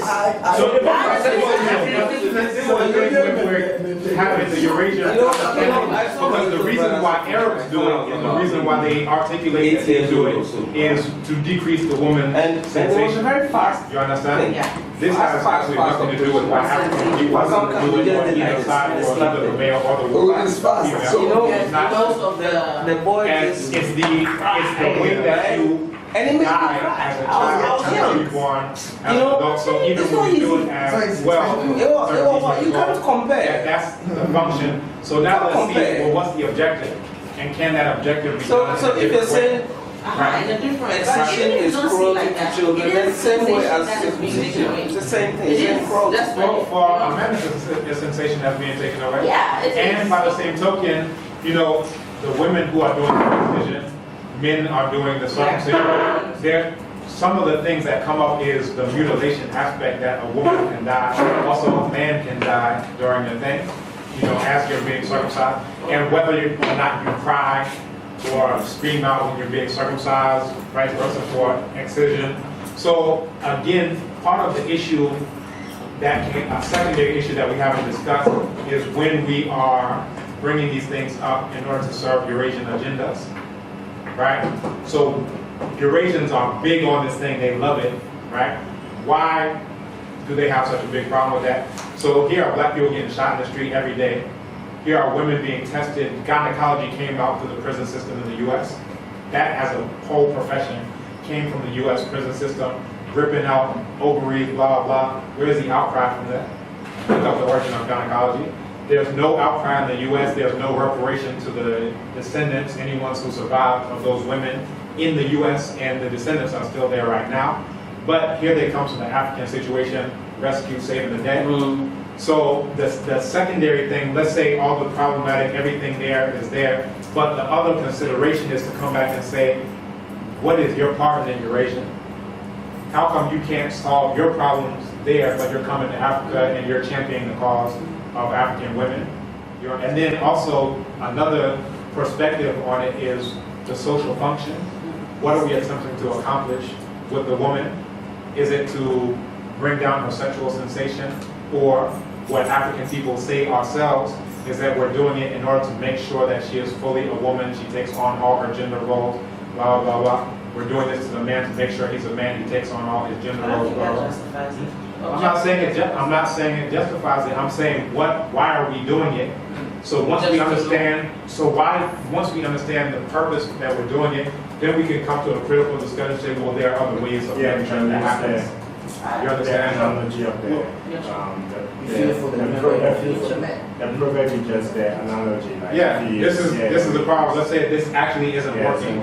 right. Let's say that this now works, and we have enough examples from throughout the continent of some African people who do it, other African people who don't do it, and it's to the point now, Akan's doing it because of Christianity, that there was a sister who I was telling her, you know, previously Akan's didn't do, she didn't even believe me. She had to ask her grandmother. She had to ask her grandmother, then her grandmother, then she believed me. And I was like, how alienated are you from your own understanding of everything? But then other people, oh, well, now it makes sense because, you know, my circumcised uncle can't become a chief. You understand? Oh, well, that makes sense because whatever.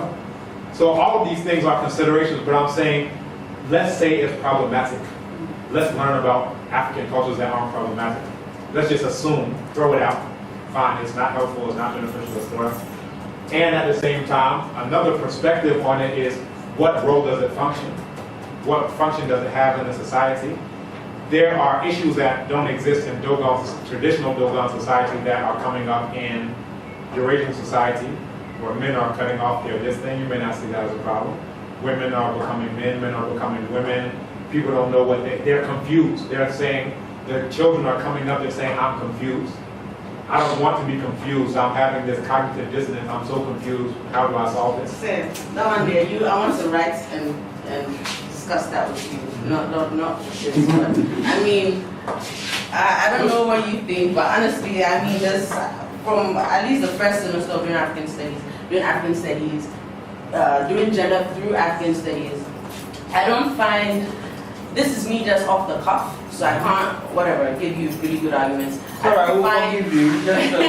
don't find that there is a strict definition of you have to be man, masculine, you have to be female, feminine, and that what it is actually the social construction of masculine, feminine is the Eurasian idea of having to divide two things. Actually, how it is and I hear it a lot in what you say about how there's never this or that. It's cyclical. It's never just this or that. And I find that a lot with gender. There's a lot of gender bending in some of the literature we read last sem. So now, and it's still process I'm going through. So I don't agree a lot of the time with that aspect. But I mean, this is off the cuff. But yeah, I'll write to you properly, and that way you can help me. Isn't that based on what you just talked about, gender being a construct of a certain people? Now, power is sometime last week, someone talked about it, and I think it was here, not in this class, but they talked about the fact that African women have always been strong from a long, long time ago. And that's an example of this gender bending and there's no masculine or feminine. I don't think that's bending. I think that's part of what an African woman is. Yes. So where it's not. It's bending if it's the Eurasian concept of what a woman is. And it's bending. So now there's so much money chasing research in gender. And in academia, that's where money is. So people are taking on this gender thing, and they're coming up with their crap because they're being paid money to come up with this stuff. And they're making us think that the whole world is one single story. Yes. Men oppressing women. Yes. That's what life is all about. It's just one. Chimamanda Adichie, on one hand, is telling you that. On one hand, she's telling you that you should be aware of the gender of a single story. Yet on the other one, she's telling you that you should not be feminist. Right? It's confused. Life is not just a single story of men oppressing women. So, Nanakosia, my parting advice would be find out what African people do and why they're doing it. So if they're saying we're doing this in Dogon society to assign these gender roles here, and what problem are they trying to solve? What problem did they have for people perhaps being confused? So now it's time to go to war, and the men are saying, I'm not going to war, it's not my job. The women are saying, I'm not going to war, it's not my job. Well, whose job is it? We're both saying, all right, it's my job. And then these saying, now we have a conflict. These are logical things that people are coming up with to resolve actual issues and problems in the society. So for them to say, look, now we have it resolved. Others are coming from outside saying, no, you got to resort this whole thing out. But again, look at why they're coming up with it. And once we know enough about Africa and the global African world, then we can pull from here, we can pull from there, we can come with best practices. But if all we know is they're doing FGM here and Europeans don't do it, so now let's go the European way, that's the reason why they're trying to hop on board of this thing. You understand? That's their angle on the thing. So now the problem comes when our angle and their angle is the same angle, then we end up serving their interests to the detriment of us as African people. So it's a lot to consider, but again, once we have a bigger pool of information to go from, then we can start making intelligent decisions that benefit African people, because that's supposed to be the objective at the end of the day. That's true. There's some good issues, and we like even the protocols being practiced. Actually, you find a woman where actually African women are oppressed. No, but you know, there's also something I just keep realizing, especially with Eric. Because maybe, say, America has made this their issue for this or that, so that means that we should. The thing is, America, they want to cash in, right? So it doesn't mean that we shouldn't look at it. I don't know how to say it. They want to cash in, so you question what they want to do. But then, this is me from my perspective, and the shit I go through here, which is why I'm fighting for what I'm fighting for. Not because America made it. So here's my angle. I'm anti-imperialist by genetic makeup. You think you are? Now, when I see, what's that dude's name? Is it David Hamilton? Making an issue out of homosexuals and attaching it to any conditions, I get furious. That is why you don't even get it. That's why you don't even listen to them and their points for doing what they're doing. No. Honestly, once you look, you're looking through their lens, you're looking at our husband. That's what you're doing. Come on. Looking through their lens. You know, they have an objective. They don't really care about the gays. Their objective is to be seen as colonizing Africa, to pursue the imperial role. Through their lens. You get it? And I am there to fight that role. If your name is imperialism, I will fight you. Well, do you realize you're making them the center of your world to make them your fight? No, that's making them the center. That's what you're doing. That's making them the center. I am guarding my land. I have a show to do. I know, I'm guarding my land. You get me? They are not my focus. I'm guarding my land. I'm a soldier. If you come to my land, you want to take it out, I will burn you down. If you bring it, I will gun you down. If your aim is to come and take my land, I will gun you down. My space is my space. My space is my space. It's not yours. No, my space is my space. It's not yours. If you come here, I will gun you down. Your energy or something worthwhile. Like, oh, really? You know what is going on around the continent. Why do we have soldiers? Unity. No, why do we have soldiers? Why do we have soldiers? Soldiers are for territorial integrity. That's what they are for. They are specially trained. They are specially trained. Of course, you are not. And I'm telling you what I am. You know, they said Donald Trump says what he wants to recolonize America. I'm praying that he becomes American. And let him start the war. Why and we will give him. Oh, Eric. Eric, thank you. Why would you listen? Eric, there's going to be a capoeira class next week. No, I am very prepared. I'm a different type of soldier. I'm not that type. I'm very prepared to go to war. That's when it's all buddy. I only use the mind one. In this day and age, if anybody says, any Caucasian says, well, he is coming to establish or take away African sovereignty politically, like they did before, I won't have any better.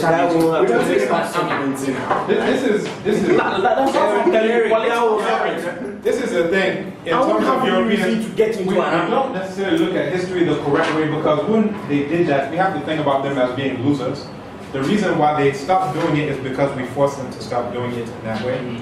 So we forced them to transform to a different type of colonization. So, you know, they stopped enslavement because we beat that behind and they were forced to stop it.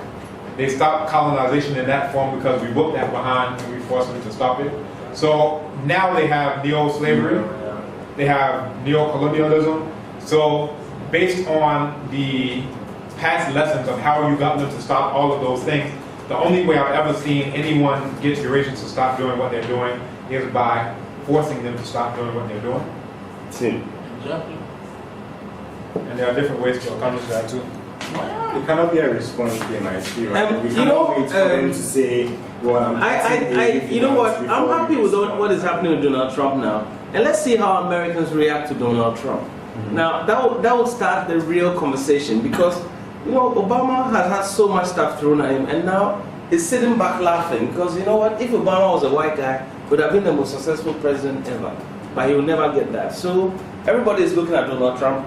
Hillary tries to play the good person on the other side, but she's as bad as Donald Trump. Oh. And it suits her. When it suits her, she's bad. Because what things did she not say about Obama?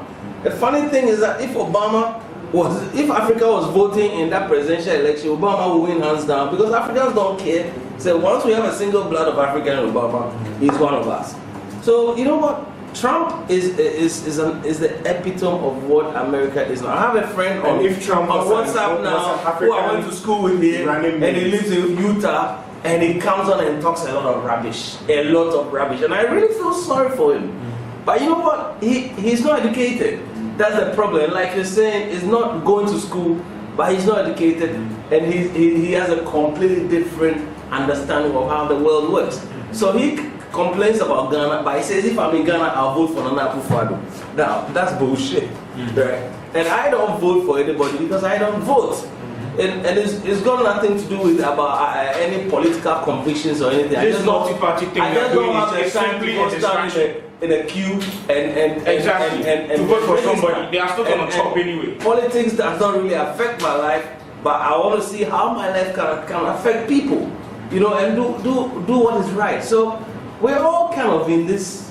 No, it's a distraction. Yeah, well, what I'm saying is the amount of energy we put into partisan politics. Yeah, it's too much. It's too much. And you know, how many politicians drive through traffic? With in the morning, kids selling pure water. In the morning, they are there. In the afternoon, they are there. In the evening, they are there. Cleaning your windshield. And what education do they even put out there? And you just drive by them and go to work. And it doesn't seem to strike you to say, you know what? What is the Ministry of Education doing? What is the social welfare doing? What is the Director of Social Welfare doing? Why are all these kids here? Social welfare. So you know, these people don't really care, or they don't even understand how the world works. And they also come from the same Christian, Judeo-Christian worldview. Same thing. And even that one also has some good in there to say that, you know, do this, do that. But they're not even doing that. So, you know what? I don't know where we are. I can only do what I can do to heal myself. You know, seriously. Because you know, and I met a Liberian senator last week, Aston, and he said he raised a question in Parliament in the Senate and said we should reduce our wages and spend the money on health care and hospitals and schools. And he said the whole Senate went berserk. They got so angry. They said he ain't apologizing, no bullshit. They said, yeah, we're gonna throw me out of the Senate. This is the first time I've heard, and this guy looked like somebody who would do that. He's called Oscar Cooper. It's the first time I've heard an African politician say anything like that. And I'm sure if I go and find out, if I go and look for it, I'll find it online. Yeah, Thomas Sankara, you will find. Yeah, I mean, Sankara is not. Sankara is a different. What I mean is Sankara is a different animal. Even Sankara. That's why Rollins took him so close to him so that some of his glory will wash on him. But Rollins is not even fit to polish Sankara's boots. Yeah, true. Because the man was a genuine man, and I was old enough to know about what was happening about some of these things. There are some Ghanaian politicians who I believe not to have taken their pay while they served as politicians. Fair enough. But what did they do? Eric, what did they do? Because for me, I'm telling you that for me, I don't know about this heaven and this earth and all of that stuff. But if there's a heaven, when the time comes, I'll be the number one in there because I've also contributed my part, helping my people in Choco. So if I die today, I'm like, hey, me too, I've done some. I didn't walk around driving a Mercedes-Benz or live in the biggest houses, but if we owe all ourselves, we owe to each other to give something back, to do something good, that's it. But you know, the way this country is going, sometimes, if you're not careful, you just say, oh, I give up.